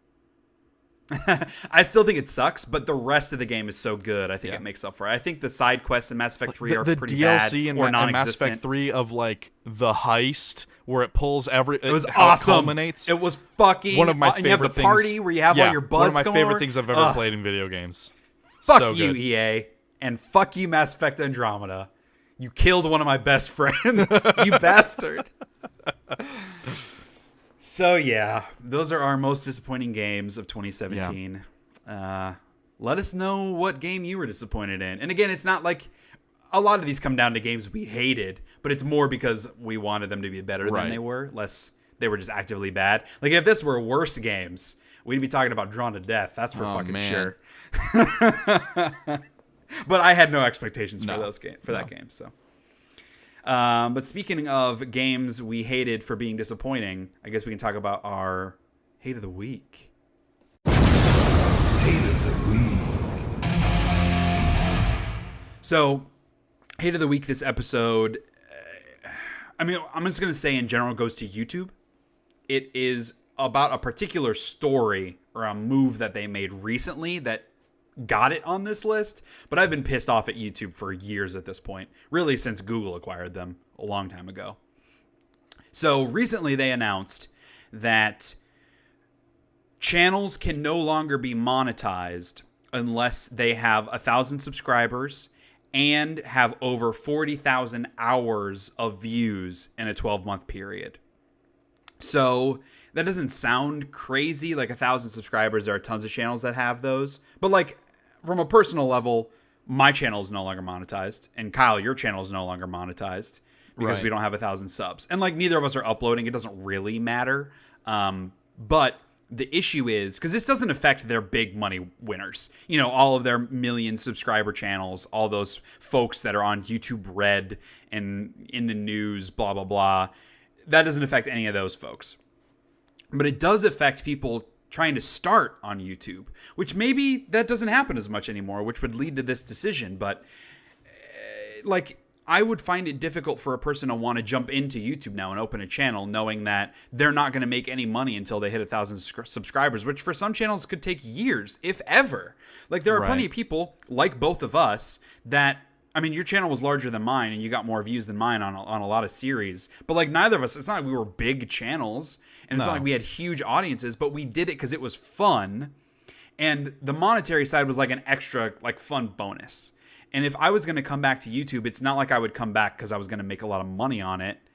I would come back because it's fun again and to try to build an audience in a different way. But it kind of kills a little bit of that, knowing that you're going to get nothing in return. Right. Even if it was a little bit, at least it was a little bit before. Yeah, like, I mean, I paid for my microphone through my YouTube channel. Yeah. And that's nice to be able to do that. And now folks, people can't do that anymore. Right. I don't know. Yeah, so it's the 1,000 subs and the 4,000 hours of views per year. So I just wanted to, like, take my small channel and the analytics that I have of my YouTube channel from the past and kind of stack it up against that. Mm-hmm. So I started my channel in October 2011, and I have not uploaded anything since, like, I don't know, sometime in 2016. I played Stardew Valley for a little bit. I, like, revived my channel, and then that's all I did, and then I got my new job. So I have this is total, so from October 2011 to basically yesterday, I have 16,500 hours of view time at 655 subs. Over the course of my channel, I've gotten just shy of 1,100 subscribers and lost like 35 or 350 or 400 or whatever, 450 subscribers. So my channel currently sits at 655, even though I don't upload anything. So it's a far cry from 1,000. Like, when you're dealing in those kinds of numbers, I'm not. Yeah. I never hit 1,000. I hit like 720 at max at one point. I have 180,338 total video views, 808 videos. So that equates to around 200 views per video. And a lot of those views were centered on one particular series you did, where you got like 20, 30,000 views on a couple of videos. Yeah, my biggest video was like 52,000 of those 180,000 views. Yeah. In 2013, I was just shy of 10,000 hours of view time, so I would have doubled the threshold needed 2.5 times. But you didn't have enough subs. Right. And in 2014, I had just over 4,000 hours of view time. Those are the only 2 years in the past 7 years that I would have hit that criteria. And like, I mean, that stuff is hard. And now, so YouTube used to be this way. It used to have, if you're not a YouTube partner, you can't upload videos more than 15 minutes and you can't monetize. That's how it used to be. And then they walked that back, and that's when I joined, was when they walked it back. And now they're kind of going back to that I guess, because I've watched a couple of the YouTubers that I follow talk about it, and I guess the situation was there weren't, especially because of situations like PewDiePie recently and other creators, ad companies are more hesitant to give YouTube their ads and their money. And so, like, there aren't enough ads to go around. So the big YouTube names aren't making the money they should on their views, because for some people, even with like ad blocker turned off, they're still not getting ads because there aren't enough ads to go around. It's spread over too wide a pool. So I feel like this is a move from YouTube to consolidate that and give their big channels ads on all of the views. And make it easier to, like, control. Right. Not literally control, but, like, to know which channels are having. Because, like, right now, I would imagine the percentage of monetized channels that are under 1,000 subs is way more than the monetized channels that are above 1,000 subs. I guess all that to say, I bet you there are way more channels with less than 1,000 subscribers than there are channels with more than 1,000. So by cutting out those less than 1,000, it makes the number of channels they need to monitor for bad content a lot easier. Like, I totally get it from a business perspective, and it's their platform. They can do whatever they want. I've been on a soapbox many a time saying about all of these YouTubers bitching about not making as much money as they used to on YouTube. And my comment is always like, the second you put your money in the hands of some corporation that doesn't give a shit about you, that has nothing to do with your work performance, it's all based on their analytics, how they are surfacing your content to others, that's your own fault. Like, I still firmly feel that way. If it's unfair, that's one thing. But just to be like, YouTube changed their algorithm so I don't show up in searches as much anymore, that sucks. But again, that's like, they're allowed to do it. It's their platform. This is purely something where, again, it's their platform. I totally get it from a financial and a business perspective. It still just sucks. Yeah. For new people, especially wanting to start on YouTube, because it's a fun thing. Like, that's why both of us did it. And like watching you go through it is what inspired me to do it, because it seemed like one, it was just a fun fucking thing to do, like an excuse to play video games that felt productive and develop a new set of skills. Yeah. Yes, that was the biggest thing for me, is like I can work on my public speaking, I guess you would say it is, and then like video editing, audio editing, graphics, Photoshop. Like I worked on all of those things, and it's not like I'm an expert in any of them, but I can do them now, and it's because I started experimenting with it on YouTube. Yeah. And I feel like it's going to kill a lot of that for other people, because they know that they're not going to get anything in return, and that's right. Just a shame. And the really annoying thing is, because like I haven't been uploading, but I've been making like 50 cents a month just on old videos and stuff. And so my Google AdSense is currently at $76, and Google AdSense has a $100 threshold, so you can't get paid unless you hit $100. And now that they're killing monetization, I'll never see that $100 come to me. I'm at like $89. Oh, so yeah. Jeez. Yeah, so I'll never get that. So what I'm saying is I need to quit my job and jump heavy back into YouTube to get the threshold and get my $100 back. Yeah, and then you'll quit. Right. Once you get to 1,000 subscribers, then you quit again. Yeah. Yeah. Totally. Seems like a good use of your time. Yeah. But yeah, I mean, like I could go on and on about different things YouTube has done to like how they change those algorithms, how the comments work, thumb up, thumb down, like all that stuff. It seems like every time they make a change, it makes the platform worse. Totally. So it sucks. I don't think anyone there knows what the hell they're doing. Yeah, it's fucking crazy, dude. YouTube is the second biggest search engine on the planet. Second only to Google, who owns YouTube. Right. You'd think they'd be able to figure this shit out. Yeah. It's just like, and much like EA, the decisions they make sense from a business perspective, some of them. But on the whole, they just always seem bad for their content creators, which are the people earning them the money. Without content creators, YouTube is nothing. And two, for the users, like bad decisions for the daily users. Like when they implemented the fact that you had to have a Google account in order to have a YouTube account, like that's just like a shitty user experience thing. Yeah. And so because of that, a lot of people didn't want to open a Gmail account. So they're just using YouTube not signed in. So that affects the analytics poorly for their content creators. It negatively affects their revenue and like recommendations. It's like, I don't understand. I don't get it. Yeah.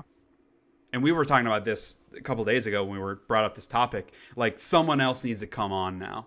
Another video streaming platform needs to pop up. I'm not sure that it's possible at this point. Like it seemed like Vimeo might be that competitor, and they certainly haven't been. It seemed like Twitch would come in a big way, and like they have, but it's a completely different kind of thing. Yeah, Twitch fills a different niche. I don't know at this point if there is another thing that can take on YouTube, but I certainly hope one comes, because that competition breeds innovation. It's an age-old phrase, and hopefully that it's good innovation. Yeah, whereas it has not been in the past. But like I've been seeing an increasing number of the YouTubers that I follow getting Patreon accounts because their ad revenue is just so low from YouTube trying to get its shit figured out that they have to find money elsewhere. Honestly, I would much prefer that. Like, I would much prefer to have YouTube just be the host site for the videos, and I like if Patreon had a better curated list of people like I could follow and just get like a feed of their videos, and I like either they're embedded or they hyperlink out to the host site like a YouTube or a Vimeo. Like that would be better, because I find the people, but then again, Patreon doesn't have a great system for suggested videos and showing that to you. So that would be like a la carte television, the way that it's moving towards there you have the main platform YouTube, but you can pick and choose which channels you want a la carte. Right. And it's a little more expensive that way, but it allows you to pick which content you want to watch. I think that totally makes sense. Yeah, but the problem but is like the percentages there. Right. And like what is YouTube's cut? It's difficult to when you have a system like that, it's easy to fall into a narrow scope of channels and things, and then you're not at that point it's even harder for the little guy to get noticed. Yeah, the discoverability part. Right. Yeah. That's because at this difficult. point, I'm paying $6 a month to watch this guy, $3 a month to watch this girl, blah blah blah. Like I'm not, my budget doesn't allow to watch new channels, so I will never discover these other folks. Right. Yeah, that makes it tough. So I don't know. It's more complicated than it should be. Yep. Well, that's YouTube. Fuck YouTube. Fuck Mass Effect Andromeda. They can both go die. They killed Mass Effect. Oh, and thankfully, we will end this episode as we always do with something that we don't hate. So I will say that today, we're recording this on a Saturday morning, and I will say that I don't hate the fact that I'm going to spend the rest of the day playing video games. Nice. I'm going to go to a bar called D20, which is a board game bar with some of my friends, and we're going to play some stuff, drink some brewskis. Kara's going to meet with our photographer. She already did that, apparently. She's telling me from the sidelines. You already did? Oh, my God, it's 1 o'clock already. You're, like, dressed in every... Oh, man. I haven't showered. I've been doing this all morning. I'm right there with you. Yeah, so we need to, like, get clean. We've been working for 3 hours, okay? Hard work. Thank you very much. So today I don't hate the Adventure Zone podcast because they're doing Griffin is doing his little mini story arc right now. Oh, it's nice. Like, it's like the monster. He's doing like a Monster of the Week setup, and the characters that all of the other McElroys have put together are phenomenal, and he's putting them through this like really fun, this really fun, quick-witted piece, story, and there's a really funny, interesting reveal at the end. Like I was doing dishes earlier, and I had my sweatshirt on. This was last night, so not earlier. Last night, I was doing dishes with my sweatshirt on, and I had my phone volume all the way up, and I stuck it in my hood so that I could listen to it while doing the dishes, which was kind of a stupid thing that I did, but it worked. You need to get really one of those well. you need to get one of those little like Bluetooth speakers. I have 2. Yeah, but I use that all the time. I own sweatshirts already, God. and that's free. So, well, that's good. I'm glad that they moved on to his thing. I need to listen to that because I was listening to the superhero one. That one was Papa McElroy fine. did, and I listened to the first episode, and I just am not into it at all. Yeah. So I might just skip it and move on. Since you they're totally moving on to the next can. thing. You don't need to. So. And so they did the setup episode for it, and I think they're on episode 2 of the actual story. So I think there's 3 episodes of Griffin's thing right now, and it's a lot of fun. Man, the Adventure Zone, the balance arc, that first arc, like it was like 3 years of bi-weekly podcasts, and that's like one of the most amazing things. I fucking loved every second of that podcast. Me too. I could not. It was one of my favorite. It maybe things got every up its week. ass. It got up its ass a little bit towards the end. Maybe a little too much fan service, but it was well done. Right. And so once they started these new arcs, I was totally on board. I really like these guys. I think they're funny, and especially my fear was without Griffin as the DM, he was the mastermind of all right. this. He's and so without good. him, I was afraid it just wouldn't work as well. And that fear was confirmed once. What's the dad's name? I can't remember his name. I don't remember. Papa McElroy. Yeah. Once he did his. He's like the funny, sarcastic guy. Like he jumps in with his jokes. Yeah. And so him like leading his own story just wasn't super effective for me. Right. And I mean, like they're doing this right now to give Griffin time to figure put it out. together. Exactly. Yeah. To put they're together doing the it for next fun, big and arc. they might use a new system for their new game, or like there might be a different DM next time. Like I'm totally fine with them experimenting. I'm just saying that the most recent thing I just didn't happen to enjoy. Yeah. So I'm glad that they've moved on. Yeah, and so Griffin is especially with it DMing being this Griffin one, again. and of course he's doing a phenomenal job. Yeah, because that's good. he's a master storyteller. Yeah. So yeah, today I don't hate that, and actually I would say every day I don't hate that. The Sure. Adventure Zone podcast. Well, all right, that's gonna do it for this episode. Another really long one. We might move from a 2-hour podcast to a 3-hour podcast. I feel like we always have a lot more to talk about than we used to. Yeah, well, I don't know. Musical season's coming up for me, so I'm gonna have less and less to talk about. That's a problem. That's a problem for you. So fucking do it anyway. But as always, thanks everybody for listening, and Kyle, thank you for joining me. Yeah. And this is the Shea Hates Everything podcast. It comes from SheaHatesEverything.com, which you should check out for written opinions on video games, movies, comics, and other shit that matters. Thank you all for listening, and we will see you in the next episode. Peace out.